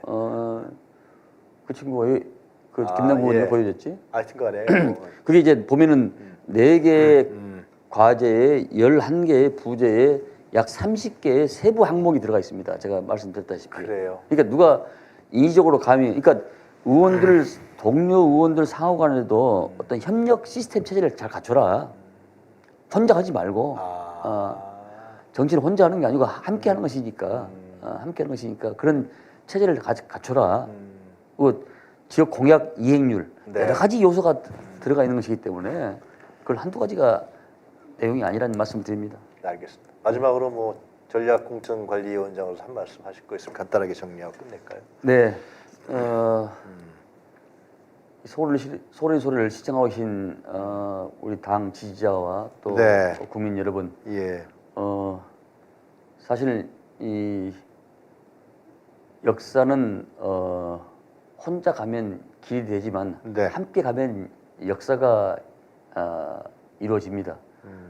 이제 윤석열 정권을 심판하는 날이 약 43, 4일 정도 남아 있죠. 그렇죠. 남아 있는데 예. 그 역사의 대오에 빠지지 마시고 함께 네. 동참해 주셔서 우리 민주당에 많은 성원과 애정을 보내줄 것을 강력히 호소를 드립니다. 예. 감사합니다. 알겠습니다. 자, 고생하시고요. 네. 네, 소기의 성과를 반드시 총선 결과 때 얻으시기를 기대하겠습니다. 네, 많이 보내 주십시오. 오늘 3시 반에 잘 발표하십시오. 네네. 예, 내일도 모레도 잘 발표하십시오. 자, 오늘 유용한 뉴스 코멘터리 우리 안규백 의원, 안규백 전략공천관리위원장과 함께하면서 저희들 정리해야 될 것 같습니다. 네, 내일도 저희는 8시에 여러분들과 함께 시작하겠습니다. 안변에 그리고 경제 뉴스, 그 다음에 이진동 기자가 나와서 고발 사주권과 여야의 공천 문제에 대해서 한번 기자 입장에서 평가할 생각을 갖고 있습니다. 여러분 오늘 시청해 주셔서 반갑고요. 고맙고요. 내일 아침 8시에 다시 찾아뵙겠습니다. 자, 의원님 고맙습니다. 네, 감사합니다. 예.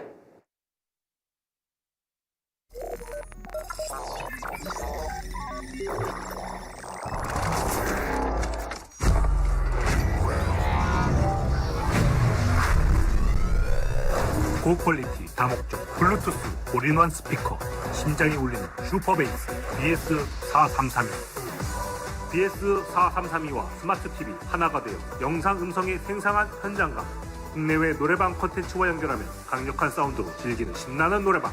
10시간 이상 사용 가능한 16,000mAh의 대용량 배터리로 어디서든 자유롭게 사용할 수 있으며 실내외 물이 튀어도 선명한 음악을 들려주는 IPX6 등급의 생활 방수를 지원합니다. 캠핑, 강연, 교육 10가지 이상의 활용으로 나의 라이프 스타일에 꼭 맞는 올인원 스피커, 240W 출력, 5채널, 6D, 360도를 휘감는 강력한 입체 스피커 BS4332.